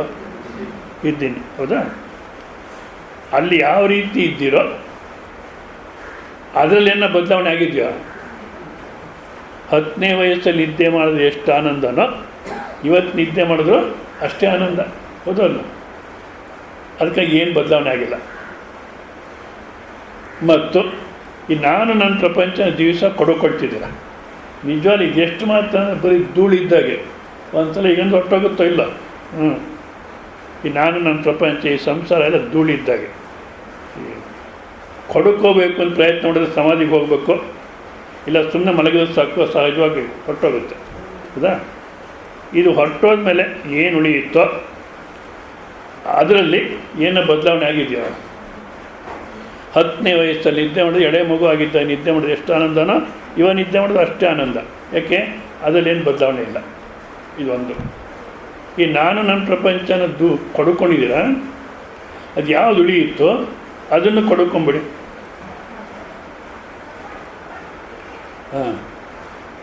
ಶೂನ್ಯ ಅಂತಾರೆ. ಶೂನ್ಯ ಅನ್ನೋ ಶಬ್ದಕ್ಕೆ ಏನು ಇಲ್ಲ ಅನ್ನೋ ಅರ್ಥದಲ್ಲಿ ಹೇಳ್ತಾರಲ್ಲ, ಶೂನ್ಯತ್ವ ಇದೆ. ಇವಾಗ ಒಂದು ರೂಮಲ್ಲಿ ಎಲ್ಲ ಇರೋ ಪದಾರ್ಥ ಎಲ್ಲ ತೆಗೆದಾಕ್ಬಿಟ್ರು. ಸ್ವಾಮಿಗಳು ಬರ್ತಾರೆ ರೂಮ್ ರೆಡಿ ಮಾಡಿ ಅಂದಾಗ ಎಲ್ಲ ಆಚೆ ಹಾಕ್ಬಿಟ್ರು. ರೂಮ್ ಖಾಲಿ ಇದೆ, ಧೂಳು ಕೂಡ ಇಲ್ಲ, ಎಲ್ಲ ಚೆನ್ನಾಗಿ ಕೊಡೋಗ್ಬಿಟ್ಟಿದ್ದಾರೆ, ಧೂಳು ಕೂಡ ಇಲ್ಲ. ಆದರೆ ಖಾಲಿ ರೂಮ್ ಇದೆಯೋ ಇಲ್ಲ? ರೂಮ್ನೆಸ್, ಆ ರೂಮು ಅವಕಾಶ ಅನ್ನತಕ್ಕಂದಿದೆ. ಅದೇ ರೀತಿ ಇಲ್ಲಿ ನಾನು ನನ್ನ ಪ್ರಪಂಚ ಅನ್ನೋದನ್ನ ತೆಗೆದಾಕ್ಬಿಟ್ರೆ ಯಾವುದು ಉಳಿಯುತ್ತೋ ಅದು ಪರಮಾರ್ಥ. ಅದನ್ನು ಹೊಸದಾಗಿ ನಾವೇನನ್ನ ತಯಾರು ಮಾಡಬೇಕೋ ಅಥವಾ ನೀವೇ ಅದು? ಯಾಕೆ? ನಿದ್ದೆ ಅನುಭವ ನೋಡಿಕೊಂಡ್ರೆ ಈಗಲೂ ಅದೇನೇ ನೀನು. ಮತ್ತೇನು ಮಾಡ್ತೀವಿ? ದಿವಸ ಬೆಳಗ್ಗೆ ಎದ್ದ ತಕ್ಷಣ ಇವತ್ತು ಸಾಕಷ್ಟು ಕೆಲಸ ಇದೆ, ಲೇಟಾಗಿ ಎದ್ಬಿಟ್ಟಿದ್ದೀನಿ ಅಂತ ದಡ ಬಡ ಓಡಾಡ್ತಾರೆ ಈಗಿನ ಕಾಲಕ್ಕೆ. ಎದ್ದು ಹಾಸಿಗೆ ಮೇಲೆ ಕೂತ್ಕೊಂಡು ಸ್ವಲ್ಪ ಹೊತ್ತು ಯೋಚನೆ ಮಾಡಿ. ಪ್ರಾತಃ ಸ್ಮರಾಮಿ ಹೃದಯ ಸಂಸ್ಫುರದ ಆತ್ಮತತ್ವ. ಹಾಸಿಗೆ ಮೇಲೆ ಕೂತ್ಕೊಂಡು, ಅಲ್ಲ ಇಷ್ಟೊತ್ತು ಹಾಯಾಗಿದ್ದೆ, ನೆಮ್ಮದಿಯಾಗಿದ್ದೆ, ಈಗ ಎದ್ದ ತಕ್ಷಣವೇ ತಾಪತ್ರಯ ಶುರುವಾಗುತ್ತೆ. ಯಾಕೆ? ನಿದ್ದೆ ಅಂದಾಗ ನಾನೇ ಇದ್ದೆ, ಈಗ ಎದ್ಮೇಲೂ ನಾನೇ. ಮತ್ತು ಯಾಕೆ ಈ ತಾಪತ್ರಯ? ಅಲ್ಲಿ ಯಾಕೆ ಹಾಯಾಗಿದ್ದೆ, ಇಲ್ಲಿ ಯಾಕೆ ತಾಪತ್ರಯ? ಇಲ್ಲಿ ಯಾಕೆ ತಾಪತ್ರಯ ಅಂದರೆ ಅಲ್ಲಿ ಶರೀರ, ಇಂದ್ರಿಯ, ಬುದ್ಧಿ, ಮನಸ್ಸು, ಅಹಂಕಾರ ಇಲ್ಲಿದ್ದೀರ ಇದ್ದೆ, ಅದಕ್ಕೆ ಹಾಯಾಗಿದ್ದೆ. ಇಲ್ಲಿ ಬಂದ ಮೇಲೆ ಇದೆಲ್ಲ ಶುರುವಾಯಿತು, ಅದಕ್ಕೋಸ್ಕರ ತಾಪತ್ರಯ ಆಯಿತು. ಶುರುವಾಯಿತು ಅಂದರೆ ಎಲ್ಲಿಂದ ಬಂತಿದ್ದು ಅಂದರೆ ಸಾಮಾನ್ಯ ಮುಂಚೆನೇ ಇತ್ತು ಅಂತೀವಿ. ಅನುಭವ ನೋಡಿಕೊಂಡ್ರೆ ಇಲ್ಲ, ಎಚ್ಚರ ಆದಮೇಲೆ ಬಂತು. ಎಲ್ಲಿಂದ ಬಂತು? ಆ ಆನಂದ ಸ್ವರೂಪದಿಂದಲೇ ಬಂತಿದೆಲ್ಲ. ಅಂದರೆ ಬಂಗಾರದಿಂದ ಬಂದಿರತಕ್ಕಂಥ ಆಭರಣ ಬಂಗಾರನ, ಮಣ್ಣು. ಅದೇ ರೀತಿ ಆನಂದ ಸ್ವರೂಪದಿಂದ ಬಂದಿರತಕ್ಕಂಥ ಶರೀರ, ಇಂದ್ರಿಯ, ಬುದ್ಧಿ, ಮನಸ್ಸು, ಪ್ರಪಂಚ ಇದೆಲ್ಲ ಅದೇ ಆನಂದ ಸ್ವರೂಪನೇ. ಏನನ್ನ ನಡೀಲಿ, ಎಲ್ಲ ಆನಂದವೇ. ನಾವೇನು ಮಾಡ್ತೀವಿ? ಅಲ್ಲಿ ಆನಂದವಾಗಿರ್ತೀವಿ, ಎದ್ದ ತಕ್ಷಣ ಇದೇ ನಾನು ಅಂದ್ಕೊಂಡು ಅದನ್ನು ಮರೆತು ಬಿಟ್ಟು ಓಡ್ತೀವಿ ವ್ಯವಹಾರಕ್ಕೆ. ಅದನ್ನು ಜ್ಞಾಪಿಸ್ಕೊಂಡು ಅದೇ ಆನಂದ ಸ್ವರೂಪನ ಈಗಲೂ ನಾನು, ಅದೇ ಆನಂದ ಸ್ವರೂಪದ ಬಂದಿರತಕ್ಕಂಥ ಇದೆಲ್ಲ ಅಂದರೆ ನೀನೇ ಪರಮಾರ್ಥ ಸ್ವರೂಪ. ಪರಮಾರ್ಥ ಸ್ವರೂಪ ಅನ್ನತಕ್ಕಂಥನ್ನ ನಾವು ಬೇರೆ ಪಡೆಯತಕ್ಕಂಥ ಅವಶ್ಯಕತೆ ಇಲ್ಲ. ಇಲ್ಲಿ ಇನ್ನೊಂದು ಶಬ್ದ ಉಪಯೋಗಿಸ್ತಾರೆ, ವಿಭೋ. ಜನಕ ಮಹಾರಾಜನ್ನ ಅಡ್ರೆಸ್ ಮಾಡಬೇಕಾದ್ರೆ ವಿಭವಾನ್ ವಿಭೂತಿ ಸಂಪನ್ನ ಅಂದರೆ ವ್ಯಾಪಕವಾಗಿರ್ತಕ್ಕಂಥ ಜನಕ ಮಹಾರಾಜನ ಯಾವ ರೀತಿ ಸಂಬೋಧನೆ ಮಾಡ್ತಿದ್ದಾರೆ. ವ್ಯಾಪಕವಾಗಿರ್ತಕ್ಕಂಥವನೇ. ಇವಾಗ ನಾನು ಒಂದು ವೇಳೆ ಹೇಳಿದೆ, ಯಾವತ್ತೂ ಹೇಳಲಿಲ್ಲ ಆ ಥರ ಹೇಳಿದೆ ಅಂತ ಇಟ್ಕೊಳ್ಳಿ. ವ್ಯಾಪಕ ಸ್ವರೂಪಿಗಳಿರ ಅಂದೆ. ಯಾತ್ರದದು ಹಾಗೆ ಹೇಳ್ತಾರೆ. ವ್ಯಾಪಕ ಸ್ವರೂಪಿಗಳಿರ. ಯಾರೋ ಸ್ವಾಮಿಗಳು ಅಮೃತಸ್ಯ ಪುತ್ರ ಅಂತ ಶುರು ಮಾಡೋರು. ಅಮೃತಸ್ಯ ಪುತ್ರ, ಅಮೃತ ಪುತ್ರವೇ ಅಂತ. ನನಗೆ ಆ ಎರಡು ಶಬ್ದ ಭಾಳಷ್ಟು ಚೆನ್ನಾಗಿ ಕೆಲಸ ಮಾಡ್ತಂತ ಇಟ್ಕೊಳ್ಳಿ. ಕೆಲವರು ನಾವು ಒದ್ದಾಡ್ತಾ ಇದ್ದೀವಿ, ಸಾಯ್ತಿದ್ದೀವಿ, ಏನೋ ಅಮೃತ ಪುತ್ರರೇ ಅಂತಾರೆ ಅನ್ನೋರು. ಯಾಕೆ ನಾವು ಇದನ್ನೇ ನೋಡಿಕೊಂಡು ಕೇಳ್ತೀವಿ. ಅಷ್ಟಾವಕ್ರ ಮಹರ್ಷಿಗಳು ಇದನ್ನು ತೆಗೆದುಬಿಟ್ಟು ನಮ್ಮ ನಿಜ ಸ್ವರೂಪ ಯಾವುದೋ ಅದನ್ನು ತೋರಿಸ್ತಾ ಇದ್ದಾರೆ. ಅಲ್ಲಿ ನೋಡ್ಕೋಬೇಕು ನಾವು. ಜೀವನದಲ್ಲಿ ನಡೆಯತಕ್ಕಂಥ ಘಟನೆಯೆಲ್ಲ ಮುಕ್ತಿ. ಅಂದರೆ ಮುಕ್ತಿ ಅನ್ನತಕ್ಕ ಹೊಸ ಪಡೆಯತಕ್ಕಂಥದ್ದು ಅಲ್ಲ. ನಾವು ಯಾವ ರೀತಿ ಇದೀವೋ ಆ ರೀತಿ ಅಂತ ನೋಡ್ಕೊಂಬಿಟ್ರೆ ಆಯಿತು. ನಾವಿರುವುದರಲ್ಲಿ ಮುಕ್ತರಾಗಿಯೇ ಇದ್ದೇವೆ. ಅದಕ್ಕೆ ಹೇಳ್ತಾರೆ ಮುಕ್ತರಾಗಿಯೇ ಇದ್ದೀವಿ. ಅಸ್ತಿತ್ವ ಮುಕ್ತಿಯಿಂದಲೇ ಆಗಿದೆ. ಅಸ್ತಿತ್ವವೇ ಮುಕ್ತಿ. ಅಸ್ತಿತ್ವ ಅನ್ನೋದ್ರೆ ಇರುವಿಕೆ. ಹೌದಾ? ನಾವು ಇದ್ದೀವಿ ಇರುವಿಕೆ.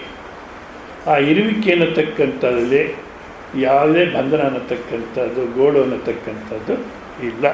ಇರುವಿಕೆಯೇ ಮುಕ್ತಿ. ತಿಳ್ಕೊಳ್ಳೋದೇ ಹೊರತು ಮಾಡೋದಲ್ಲ. ಮಾಡೋದೇನೆಂದರೂ ಈ ವ್ಯವಹಾರಕ್ಕೆ ಏನು ಬೇಕೋ ಮಾಡಿ. ಬಟ್ ಆದರೆ ಮುಕ್ತಿಗೋಸ್ಕರ, ಆನಂದಕ್ಕೋಸ್ಕರ ಏನು ಮಾಡಬೇಕಾದಿಲ್ಲ.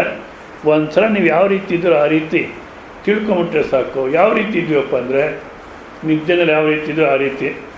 ನಿದ್ದೆನಲ್ಲಿ ಯಾವ ರೀತಿ ಇದ್ದೀವಿ ಅಂದರೆ ನಿದ್ದೆನಲ್ಲಿ ಯಾವ ರೀತಿ ಇರ್ತೀವಿ ಹೇಳಿ?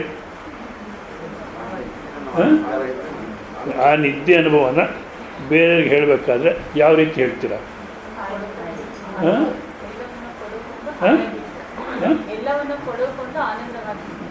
ನೋಡಿ, ಇದು ಶಾಸ್ತ್ರ ಭಾಷೆ. ಮಾಡ್ಕೊಬೇಡಿ. ಇವಾಗ ನಾರ್ಮಲಾಗಿ ಯಾರು ಶಾಸ್ತ್ರ ಕೇಳಲಿಲ್ಲ ಅಂತ ಇಟ್ಕೊಳ್ಳಿ. ಶಾಸ್ತ್ರನೇ ಕೇಳಲಿಲ್ಲ ಮತ್ತು ಶಾಸ್ತ್ರ ಕೇಳಿರೋರಾಗಲಿ ಶಾಸ್ತ್ರ ಕೇಳಿರೋರಾಗಲಿ ಯಾರಾಗಲಿ ನಿದ್ದೆ ಅನುಭವವನ್ನು ಬೇರೆಯವ್ರಿಗೆ ಹೇಳಬೇಕಾದ್ರೆ ಯಾವ ರೀತಿ ಹೇಳ್ತಾರೆ? ಹಾಯಾಗಿ ನಿದ್ದೆ ಮಾಡಿದೆ, ಆನಂದವಾಗಿ ನಿದ್ದೆ ಮಾಡಿದೆ ಅಷ್ಟೇ ಹೇಳ್ತಾರೆ ಹೊರತು ಎಲ್ಲನೂ ಕೊಡಕೊಂಡಿದ್ದೆ ಅಂತ ಹೇಳ್ತಾರೋ. ಈ ಎಲ್ಲನೂ ಕೊಡಕೊಂಡಿದ್ದೇನೋ ಶಾಸ್ತ್ರ ಕೇಳಿ ಹೇಳೋ ಮಾತು ನಾವು ಅಲ್ಲ. ನಿಮ್ಮ ಅನುಭವವನ್ನು ನೋಡ್ಕೊಂಡು ಹೇಳಿದರೆ ಯಾವ ರೀತಿ ಆನಂದವಾಗಿದ್ದೆ, ಹಾಯಾಗಿದ್ದೆ. ಆ ಆನಂದ, ಆ ಹಾಯಿ ಎಲ್ಲಿಂದ ಬಂತು? ಬಂದಿದ್ದಲ್ಲ, ನೀನೇ ಅದು. ಆನಂದಕ್ಕೆ ಏನು ಬೇಡ, ಯಾರು ಬೇಡ, ನೀನೊಬ್ಬ ಇದ್ದು ಸಾಕು. ನೀನೊಬ್ಬಳಿದ್ರೆ ಸಾಕು. ಏಕಿ ಸುಖಿ, ಒಬ್ಬ ಇದ್ದರೆ ಆನಂದ. ದೋ ಗಡ್ಬಡ್, 3 ಲಟ್ಫಟ್, 4 ಫಟಾಫಟ್. ಆದ ಕಾರಣ ನಾವು ಎಚ್ಚರದಲ್ಲಿ ಇದ್ದಾಗಲೂ ಅದೇ ನಾನು, ಅದೇ ಸ್ವರೂಪ ಇದೆಲ್ಲ ಅನ್ನತಕ್ಕಂಥ ದೃಷ್ಟಿ ಬಂದರೆ ಇದನ್ನು ಹೊಸದಾಗಿ ತಿಳ್ಕೊಳ್ಳತಕ್ಕಂಥ ಅಲ್ಲ ಅಂತ ಹೇಳ್ತಾರೆ. ಮುಂದಿನ ಶ್ಲೋಕಕ್ಕೆ ಹೋಗೋಣ ನಾವು. ಓಂ ಶ್ರೀ ಅಷ್ಟಾವಕ್ರಾಯ ನಮಃ. ಅಷ್ಟಾವಕ್ರಗೀತಾ ಪ್ರಥಮೋಧ್ಯಾಯಃ. ಅಷ್ಟಾವಕ್ರ ಉವಾಚ ಏಕೋ ದ್ರಷ್ಟಾಸಿ ಸರ್ವಸ್ಯ ಮುಕ್ತಪ್ರಾಯೋಸಿ ಸರ್ವದಾ ಅಯಮೇವ ಹಿ ತೇ ಬಂಧಃ ದ್ರಷ್ಟಾರಂ ಪಶ್ಯಸೀತರಂ. ಏಕೋ ದ್ರಷ್ಟಾಸಿ ಸರ್ವಸ್ಯ ಮುಕ್ತಃ ಪ್ರಾಯೋಸಿ ಸರ್ವದಾ ಅಯಮೇವ ಹಿ ತೇ ಬಂಧಃ ದ್ರಷ್ಟಾರಂ ಪಶ್ಯಸೀತರಂ. ಅಷ್ಟಾವಕ್ರ ಮಾತು ನಿಜವಲ್ಲೂ ನಿಮ್ಗೇನು ಅನಿಸುತ್ತೋ ಗೊತ್ತಿಲ್ಲ. ನನಗನ್ಸು ಆನಂದವಾಗಿತ್ತು ಓದ್ತಿದ್ದೆ. ಎಷ್ಟು ಮೂರ್ಖತ್ವ, ಎಷ್ಟು ಹುಚ್ಚುತನ ನಮ್ಮದು, ವಸ್ತುಸ್ಥಿತಿ ಹೇಗಿದೆ ಅಂತ. ಇವಾಗ ನೋಡಿ, ಮೊದಲು ನಮ್ಮ ಹುಚ್ಚುತನ, ನಮ್ಮ ಮೂರ್ಖತ್ವ ಅನ್ನೋಕ್ಕೆ ಒಂದು ನೋಡ್ಕೊಳ್ಳಿ. ಅದು ಈ ಭಾರತ ದೇಶದಲ್ಲಿ ಜಾಸ್ತಿ ಇದು. ನಾನು ಫಾರಿನರ್ಸ್ ನೋಡಿದ್ದೀನಿ. ನಾನು ಇದರಲ್ಲಿ ಋಷಿಕೇಶ ಇದ್ದಾಗ ಫಾರಿನ್ ವಿದ್ಯಾರ್ಥಿಗಳು ಬರೋರು, ಅವ್ರು ನಿಜವಾಗ್ಲೂ ಯಾರೇನು ಅಂದ್ಕೊಳ್ತಾರೆ ಅದಕ್ಕೆಲ್ಲ ಕೇರೆ ಮಾಡ್ತಿಲ್ಲ. ಅವ್ರಿಗೆ ಆಗಬೇಕು ಆಗಿರೋದು. ಹಾಗೆ ಅಂತ ಹುಚ್ಚುಚ್ಚಾಗಿರಬೇಕು ಅಂತೆಲ್ಲ ನಾನು ಹೇಳೋದು. ಆದರೆ ನಮ್ಮಲ್ಲಿ ಏನಾಗಿದೆ,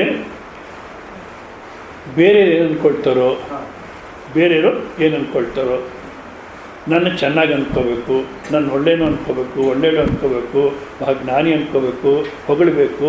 ಹೌದಾ? ನನಗೆ ತಗೊಳ್ಬಾರ್ದು ಯಾರನ್ನು, ನನಗೆ ಮರ್ಯಾದೆ ಕೊಡಬೇಕು, ಎಲೈಟ್ ಆಫ್ ದಿ ಟೌನ್, ಈ ದೊಡ್ಡಬಳ್ಳಾಪುರದ ನಾನು ಗಣ್ಯ ವ್ಯಕ್ತಿ ಅನ್ನಿಸ್ಕೋಬೇಕು ಅಂತಲೇ ಪ್ರಯತ್ನ ಮಾಡ್ತೀವಿ. ಹೌದಾ?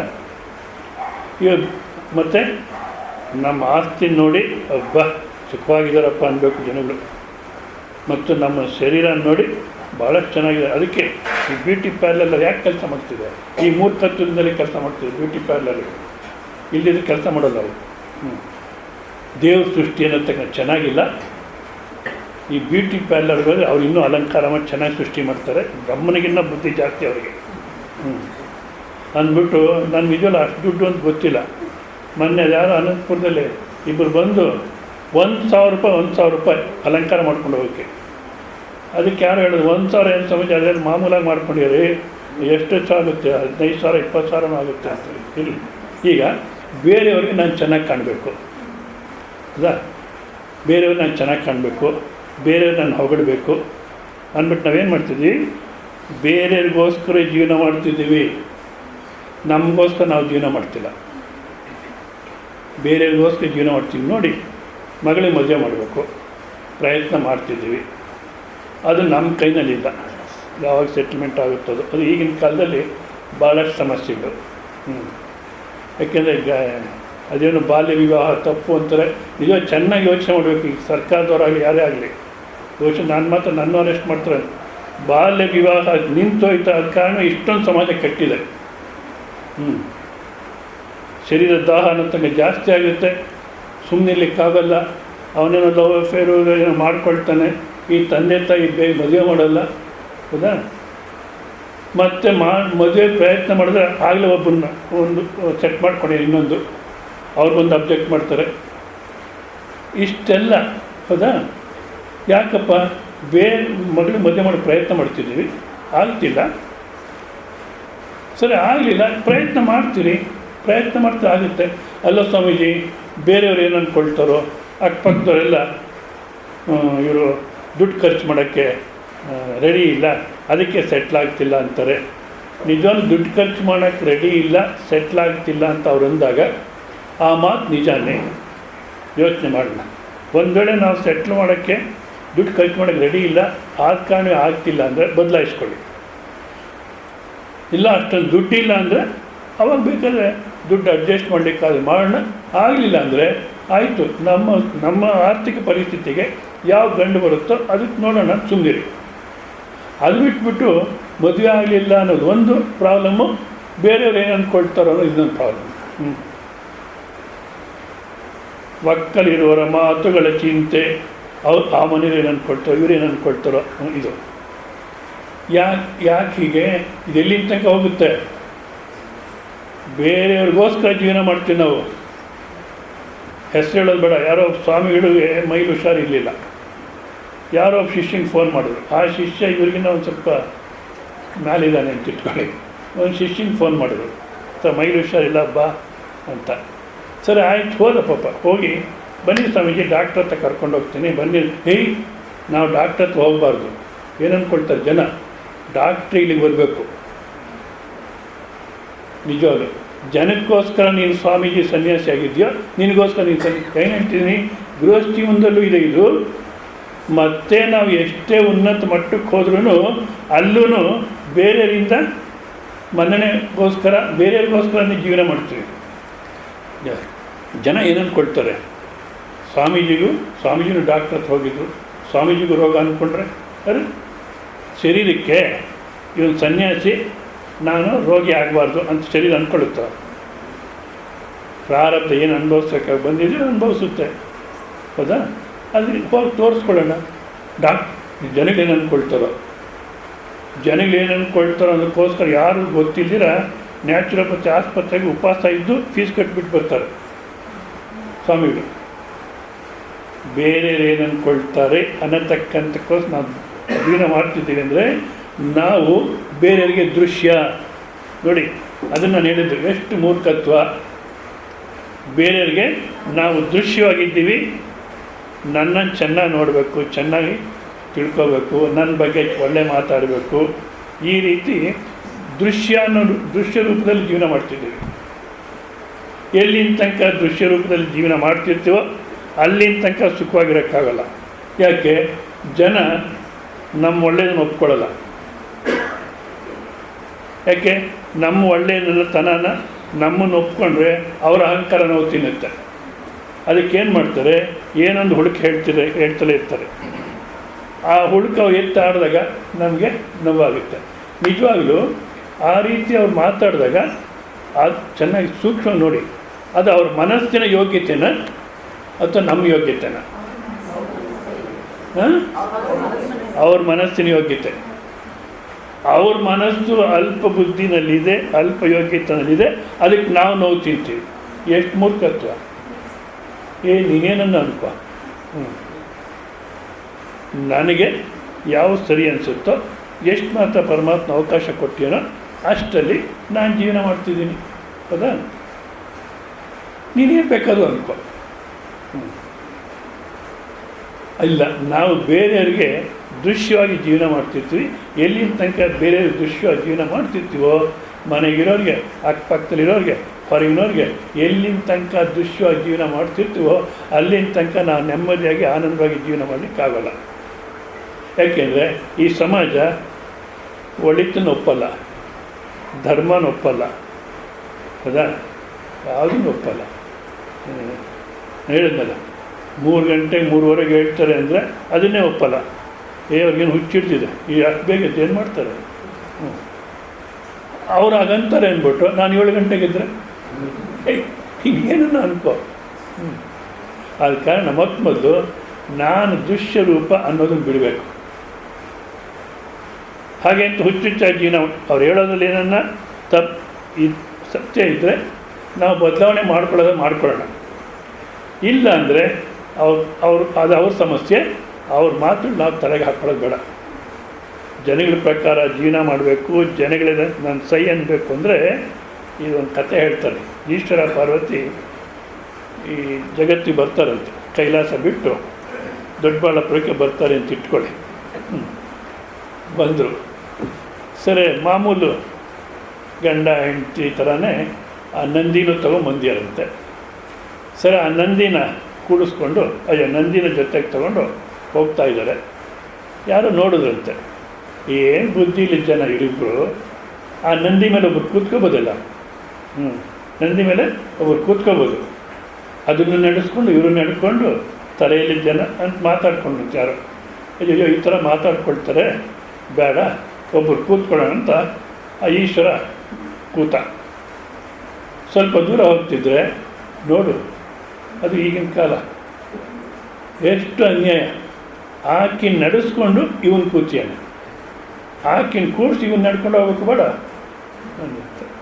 ಸರಿ ಬಾ, ಸರಿ ಆಯಿತು. ಆಕಿನ ಕೂಡಿಸ್ಬಿಟ್ಟು ಈಶ್ವರ ನಡ್ಕೊಂಡು ಹೋಗ್ಲಿಕ್ಕೆ ಶುರು ಮಾಡ್ದ. ಇನ್ನು ಸ್ವಲ್ಪ ದೂರ ಹೋದರೆ ಬೇರೆ ಯಾರು ನೋಡಿ, ಅಲ್ಲ ಏನನ್ನ ಇದು ಧರ್ಮನ ಗಂಡನ ನಡೆಸ್ಕೊಂಡು ತಾನು ಕೂತ್ಕೊಂಡು ಹೋಗ್ತಾಳೆ, ಎಂಥ ಲಂಕಿಣಿ ಇವಳು ಅಂತ ಶುರು ಮಾಡೋದಂತೆ. ಏನು ಮಾಡೋದಪ್ಪ ಇವಾಗ? ಸುಮ್ಮನೆ ಹೋದ್ರೂ ಅಂತಾರೆ, ನಾನು ಕೂತರು ಅಂತಾರೆ, ಆಕಿನ ಕೂಡ್ಸೋದು ಅಂತಾರೆ. ಏನು ಮಾಡೋದು ಅಂದ್ಬಿಟ್ಟು ಇಬ್ಬರು ಕೂಡೋಣ ಅಂತ ಇಬ್ಬರು ಕೂತರು ಅಂತಾರೆ. ಸುಮ್ಮನೆ ನಡೆಸ್ಕೊಂಡು ಹೋದ್ರು ಅಂತಾರೆ, ಯಾರನ್ನೋ ಒಬ್ಬರು ಕೂತರು ಅಂತಾರೆ, ಬೇಡ ಇಬ್ಬರು ಕೂಡೋಣ ಅಂದರೆ ಸ್ವಲ್ಪ ದೂರ ಹೋದರೆ ಮೇವು ಕೂಡ ಸಿಗಲ್ಲ ಈಗಿನ ಕಾಲದಲ್ಲಿ. ಇವರು ಒಳ್ಳೆ ತಿಂದು ಎಮ್ಮೆಗಳಿದ್ದಾಗಿದ್ದಾರೆ, ಇವರು ಆನೆಗಳ ಥರ ಇದ್ದಾರೆ. ಇವರಿಬ್ಬರು ಕೂತ್ಕೊಂಡು ಹೋದರೆ ಅದು ಗತಿ ಏನಾಗಬೇಕು?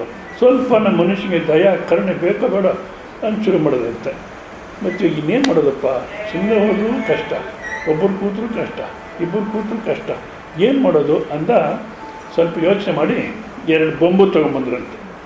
2 ಬಿದಿರು ಬೊಂಬು ತೊಗೊಂಬಂದು ಆ ಹತ್ತಲ ಕಡೆ ಕಾಲಿಗೊಂದು ಬೊಂಬು, ಇತ್ತಲ ಕಡೆ ಕಾಲಿಗೊಂದು ಬೊಂಬು ಕಟ್ಟಿ ಹಿಂದ್ಗಡೆ ಆತ ಮುಂದ್ಗಡೆ ಈಕೆ ಇಬ್ಬರು ಹೊತ್ಕೊಂಡು ಹೋಗ್ತಿದ್ದಂತೆ. ಅವಾಗ ಜನ ಇದು ಚೆನ್ನಾಗಿದೆ ನೋಡಿ, ಇದು ಭಾಳಷ್ಟು ಚೆನ್ನಾಗಿದೆ. ಅವಾಗೇನು ಕಾಮೆಂಟ್ ಮಾಡಲಿ, ಇದು ಚೆನ್ನಾಗಿದೆ ಅಂತಾರೆ. ಅಂದರೆ ಮೂರ್ಖತ್ವ ಅನ್ನೋತಕ್ಕ ಒಪ್ಕೊಳ್ತಾರೆ ಹೊರತು ಒಳ್ಳೆಯದನ್ನು ಒಪ್ಪಲ್ಲ. ಅದಕ್ಕೋಸ್ಕರ ನಾವು ಜನಗಳು ಮನೆಗಿರೋರಾಗಲಿ, ಅಕ್ಕಪಕ್ಕದವರಾಗಲಿ, ಊರಿನವರಾಗಲಿ, ಅವ್ರು ನಮ್ಮನ್ನು ಹೊಗಳಬೇಕು, ಅವ್ರು ಒಳ್ಳೆಯದು ಅನ್ನಬೇಕು ಅನ್ನೋದಕ್ಕೋಸ್ಕರ ಜೀವನ ಮಾಡಿದ್ರೆ ನಮ್ಮ ಜೀವನ ಅನ್ನತಕ್ಕ ಪಕ್ಕಕ್ಕೆ ಇಟ್ಟುಬಿಡ್ತೀವಿ, ಅವ್ರಿಗೋಸ್ಕರ ಜೀವನ ಮಾಡ್ತೀವಿ, ಅಲ್ಲೂ ಒದ್ದಾಡ್ತೀವಿ. ಅಷ್ಟೆಲ್ಲ ಅವ್ರ ಕಾಮೆಂಟ್ಸಿಂದಲೂ ಒದ್ದಾಡ್ತೀವಿ. ಅದಕ್ಕೋಸ್ಕರ ನಾವು ದೃಶ್ಯ ರೂಪದ ಜೀವನ ಮಾಡ್ತಿದ್ದೀವಿ. ನಾವು ದೃಶ್ಯ, ಬೇರೆಯವ್ರಿಗೆ ನಾನು ದೃಶ್ಯ ಅನ್ನೋ ಅಭಿಮಾನದ ಜೀವನ ಮಾಡ್ತಿದ್ದೀವಿ. ಆ ಅಭಿಮಾನದ ಜೀವನ ಮಾಡಿದ್ರೆ ಯಾವತ್ತೂ ನೆಮ್ಮದಿಯಾಗಿರೋಕ್ಕಲ್ಲ, ಯಾವತ್ತೂ ನೆಮ್ಮದಿಯಾಗಿರೋಕ್ಕೆ ಸಾಧ್ಯವಿಲ್ಲ. ಇದು ಒಂದು. ಎರಡನೇದು, ಇನ್ನೊಂದು ರೀತಿ ಜೀವನ ಮಾಡ್ತಾಯಿದ್ದೀನಿ. ಏನಪ್ಪ, ನಾನು ಈ ಪ್ರಪಂಚವನ್ನು ನೋಡ್ತಾ ಇದ್ದೀನಿ. ಜ್ಞಾತೃ, ದೃಶ್ಯ ಮತ್ತು ಇನ್ನೇನು ಹೇಳ್ತಾರೆ, ದೃಕ್ ಸ್ವರೂಪ. ದೃಕ್ ನಾನು ನೋಡ್ತಾ ಇದ್ದೀನಿ, ಅಲ್ಲಿ ಜ್ಞಾತೃ ಅಂತ ತಗೊಂಡ್ರೆ ನಾನು ನೋಡಿ ತಿಳ್ಕೊಳ್ತಾ ಇದ್ದೀನಿ ಅಲ್ಲ ಅನ್ನೋ ರೀತಿ ಜೀವನ ಮಾಡ್ತೀವಿ. ಬಟ್ ಇದರಲ್ಲೂ ನಾನು ಜಗತ್ತನ್ನು ನೋಡ್ತಿದ್ದೀನಿ ಅಂದಾಗ ಸುಮ್ಮನೆ ಜಗತ್ತು ಯಾವ ರೀತಿ ಇದೆ ಆ ರೀತಿ ನೋಡ್ಬಿಟ್ಟು ಸಮಸ್ಯೆ ಇಲ್ಲ ಹೌದಾ. ಆದರೆ ಇಷ್ಟಕ್ಕೆ ಮುಂಚೆ ಹೇಳಿದೆ ನಾನು, ನಮ್ಮ ಅಭಿಪ್ರಾಯವನ್ನು ವಸ್ತು ಮೇಲೆ ಆರೋಪಣೆ ಮಾಡಿ ನೋಡ್ತೀವಿ. ಇದು ಚೆನ್ನಾಗಿದೆ, ಇದು ಚೆನ್ನಾಗಿಲ್ಲ ಅಂತ, ಇದು ಚೆನ್ನಾಗಿದೆ, ಇದು ಚೆನ್ನಾಗಿಲ್ಲ ಅಂತೀವಿ ಹೌದಾ. ಚೆನ್ನಾಗಿದೆ ಅಂದರೆ ಬೇಕು ಅನಿಸುತ್ತೆ, ಚೆನ್ನಾಗಿಲ್ಲ ಅಂದರೆ ಬೇಡ ಅನಿಸುತ್ತೆ.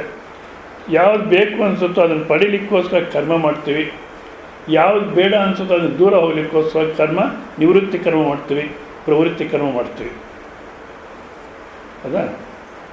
ನಿವೃತ್ತಿ ಕರ್ಮ, ಪ್ರವೃತ್ತಿ ಕರ್ಮ ಅಂದರೆ ವಾಸ್ತವಿಕವಾಗಿ ಹೇಳೋದು ಗೃಹಸ್ಥ ಜೀವನ ಪ್ರವೃತ್ತಿ, ಸನ್ಯಾಸ ಜೀವನ ನಿವೃತ್ತಿ ಅಂತ. ಹಾಗೆ ನಮ್ಮ ಗೃಹಸ್ಥ ಜೀವನದಲ್ಲೇ ಇರಿ, ಸನ್ಯಾಸ ಜೀವನದಲ್ಲೇ ಇರಿ, ಅಲ್ಲೂ ಪ್ರವೃತ್ತಿ ನಿವೃತ್ತಿ ನಡೆಯುತ್ತೆ. ಈಗ black and white T V ಇತ್ತು, ಭಾಳ ಹಿಂದೆ ಇದು ಕತೆ.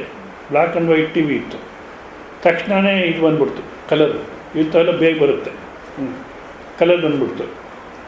ಸರಿ, black and white T V ಮನೆಗಿರೋ ಮಕ್ಕಳು ಕೂತ್ಕೊಂಡು ನೋಡಲ್ಲ, ಕೆಲಸದಾಕಿನೂ ಬರಲ್ಲ. ನೀವು ಟಿ ವಿ ದರಿದ್ರ ಟಿ ವಿ, ನಾನು ಅವ್ರ ಮನೆಗೆ ಹೋಗ್ತೀನಿ ಅಂತೇಳಿ. ಅದಕ್ಕೋಸ್ಕರ ಇದು ಮಾರ್ಬೇಡೋಣ ಅಂದ್ಕೊಂಡ್ರು. ಇದು ಮಾರೋಣ ಅಂದ್ಕೊಂಡಿದ್ದು ನಿವೃತ್ತಿ, ಕಲರ್ ತರ್ಕೋಬೇಕು ಅನ್ನೋದು ಪ್ರವೃತ್ತಿ. ಮಾರೋಣ ಅಂದ್ಕೊಂಡು ಯಾರೂ ತೊಗೊಳ್ಳಿಲ್ಲ. ನಮ್ಮನೆಗೆ ಇದೇ ಸಮಸ್ಯೆ ಬರುತ್ತೆ, ಬೇಡ ಅಂದರು. ಕೊನೆಗೆ ಹೋಗಲಿ ಅಂತ ಅಳಿಗೆ ಕೊಟ್ಬಿಟ್ರು. ಅಳಿಗೂ ಬೇಕಿಲ್ಲ ಅದು, ಮತ್ತು ಸುಮ್ಮನೆ ಬರುತ್ತಲ್ಲ, ಅದನ್ನು ಮಾರಿ ಇನ್ನೊಂದು ತೊಗೊಬೋದು, ಅಳಿಯ ತೊಗೊಂಡ್ಬಿಟ್ಟ. ಸದ್ಯ ಹೋಯ್ತಪ್ಪ ಅಂದ್ಕೊಂಡ್ರು. ಅದು ನಿವೃತ್ತಿ ಕರ್ಮ. ತಕ್ಷಣವೇ ಇದು ತಂದರು, ಯಾವುದು ಕಲರು, ಇದು ಪ್ರವೃತ್ತಿ ಹೌದಾ. ಈ ರೀತಿ ಜಗತ್ತನ್ನು ನೋಡಿ ಪ್ರವೃತ್ತಿ ನಿವೃತ್ತಿ ಕರ್ಮ ಮಾಡ್ಕೊಂಡಿರ್ತೀವಿ. ಯಾತಕ್ಕೋಸ್ಕರ ಅಂದರೆ ಭೋಗ ಅನುಭವಿಸೋಕ್ಕೋಸ್ಕರ. ಕಲರ್ ಟಿ ವಿ ಯಾಕೆ ತಂದ್ರಿ, ಕಲರಲ್ಲಿ ನೋಡ್ತಿದ್ರೆ ಚೆನ್ನಾಗಿರುತ್ತೆ ಅಂತಂದ್ರಿ. ಸರಿ, ಆನ್ ಮಾಡಿದ್ರು, ಅದೇನೋ ಬರೀ ಸೌಂಡ್ ಬರುತ್ತೆ, ಫಿಗರ್ ಬರೋಲ್ಲ. ಅದೇನಾಯಿತೋ ಗೊತ್ತಿಲ್ಲ, ಸೌಂಡ್ ಬರುತ್ತೆ, ಫಿಗರ್ ಬರೋಲ್ಲ. ಮತ್ತೆ ಅವನಿಗೆ ಫೋನ್ ಮಾಡಿದ್ರು. ಅದು ಈಗಿನ ಕಾಲಕ್ಕೆ ಅಂತ ಸುಮ್ಮನಿದ್ರೆ ಒಳ್ಳೆಯದು. ಬರ್ತೀವಿ ಅಂತ ಒಂದು ವಾರ ಆದರೂ ಬರೋಲ್ಲ. ಸರಿ, ಬಂದ ದಿವಸ ಫೋನ್ ಮಾಡಿ ಅವನ ಮಗನ ಓಡಾಡಿ ನಮಸ್ಕಾರ ಮಾಡಿ ಕರ್ಕೊಂಬಂದ್ವಿ. ರಿಪೇರಿ ಮಾಡ್ದ, ಇವಾಗ ಸರಿ ಹೋಗಿದೆ ಅಂದ. ಆನ್ ಮಾಡೋಕ್ಕೆ ಹೋದರೆ ಕರೆಂಟ್ ಹೋಯ್ತು. ಆನ್ ಮಾಡೋಕ್ಕೆ ಟೆಸ್ಟ್ ಮಾಡಿ ತೋರ್ಸೋಕ್ಕೆ ಹೋದ, ಕರೆಂಟ್ ಹೋಯ್ತು. ಸರಿ, ಇವಾಗ ಸರಿ ಹೋಗಿದೆ, ಕರೆಂಟ್ ಬಂದಮೇಲೆ ಆನ್ ಮಾಡ್ಕೊಳ್ಳಿ ಅಂತ ಹೋದ. ಇವಾಗ ಫಿಗರ್ ಬರುತ್ತೆ, ಸೌಂಡ್ ಬರೋಲ್ಲ. ಅಂದರೆ ಇದು ಒಂದು ಪುಟ್ಟ ದುಷ್ಟ ಅಂತ. ಈ ಪ್ರವೃತ್ತಿ ಜಗತ್ತನ್ನು ನೋಡಿ ನಾನು ನೋಡೋನು, ನೋಡಿ 2 ಭಾಗ ಮಾಡಿ ಇದರಿಂದ ಭೋಗ ಅನುಭವಿಸ್ತೀನಿ ಅಂತ ಜೀವನ ಮಾಡ್ತಿದ್ದೀವಲ್ಲ, ಈ ಭೋಗದಲ್ಲಿ ಕಲರ್ ಟಿ ವಿ ಬಂದ್ಬಿಟ್ರೆ ಹಬ್ಬ ಹಾಯಾಗಿದ್ದು, ಅದೊಂದು ಹಾಯಾಗಿದ್ಬಿಟ್ಟಿದ್ದೀವಪ್ಪ ಅಂತ ಅನಿಸುತ್ತೋ ಇಲ್ಲ. ಸಮಸ್ಯೆ ಶುರು. ಇವರು ತಂದೆ ತಾಯಿ ನೋಡೋಕ್ಕೆ ಮೊದಲು ತೊಗೊಂಬಂದರು. ಇವಾಗ ನೋಡಿದ್ರೆ ಆ ಕಾಲೇಜಲ್ಲಿ ಹೆಣ್ಮಕ್ಳು ಗಂಡು ಮಕ್ಕಳು ಅದರಲ್ಲೇ ಇರ್ತಾರೆ.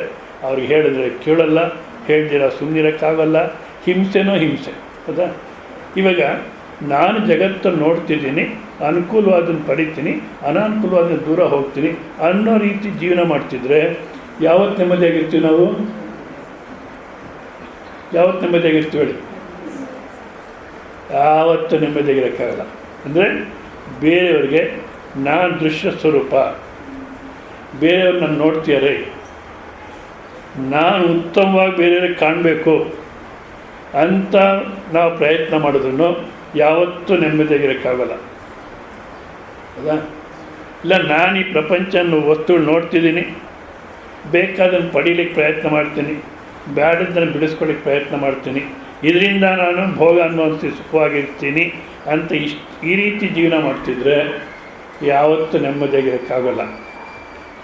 ಮತ್ತಿನ್ನು ಸ್ವಾಮೀಜಿ ನೆಮ್ಮದಿಯಾಗಿರ್ಬೇಕಾದ್ರೆ ಏನು ಮಾಡಬೇಕು ಅಂದರೆ, ಅಷ್ಟಾವಕ್ರ ಅಂತರ ಇವತ್ತು ಟೈಮ್ ಆಯಿತು, ನಿಮ್ಮ ಜಾಸ್ತಿ ಹೇಳ್ತಾ ಕೂತ್ರೆ ನೀವು ಯಾರು ಇರೋಲ್ಲ. ನಾಳೆ ದಿವಸ ಬನ್ನಿ. ನಾಳೆ ದಿವಸ ನಾವು ದುಷ್ಯರೂಪದಿಂದ ಜೀವನ ಮಾಡೋದು ಬಿಟ್ಟು ಮತ್ತು ಈ ಪ್ರಪಂಚ ನೋಡಿ ಅದನ್ನು ಪಡೆದು ಸುಖವಾಗಿರ್ತೀನಿ ನೋಡತಕ್ಕಂಥ ವೃತ್ತಿ ಬಿಟ್ಟು, ನನ್ನ ಬೇರೆ ನೋಡ್ತಿದ್ದಾರೆ ಅನ್ನತಕ್ಕಂಥ ರೀತಿ ಜೀವನ ಮಾಡೋದು ಬಿಟ್ಟು ಯಾವ ರೀತಿ ಜೀವನ ಮಾಡಿದ್ರೆ ಸುಖವಾಗಿರ್ತೀರಿ ಅನ್ನತಕ್ಕಂಥ ನಾಳೆ ದಿವಸ ಹೇಳ್ತೀವಿ ಅಂತ ಅಷ್ಟಾವಕ್ರ ಮಹರ್ಷಿಗಳು. ಸದ್ಯ ಇಷ್ಟು ಮಾತ್ರ ಹೇಳೋದಲ್ಲ ಅಂತ ಅವ್ರಿಗೆ ನಮಸ್ಕಾರ ಮಾಡಿ, ನಾಳೆ ಸಂಜೆಗೆ, ಇವತ್ತು ಸಂಜೆ 6ರಿಂದ 6:30 ತನಕ ಭಜನೆ, 6:30ಯಿಂದ